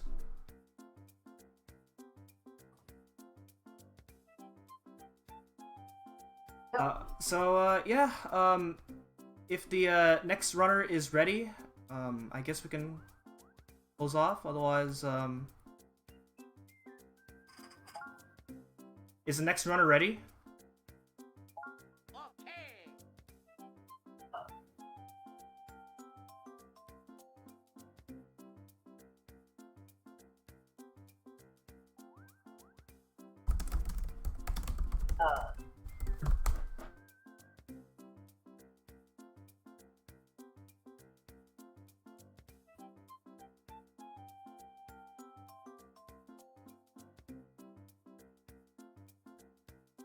Okay, so I got word that the next runner is ready. So, yeah, so thank you guys so much for watching.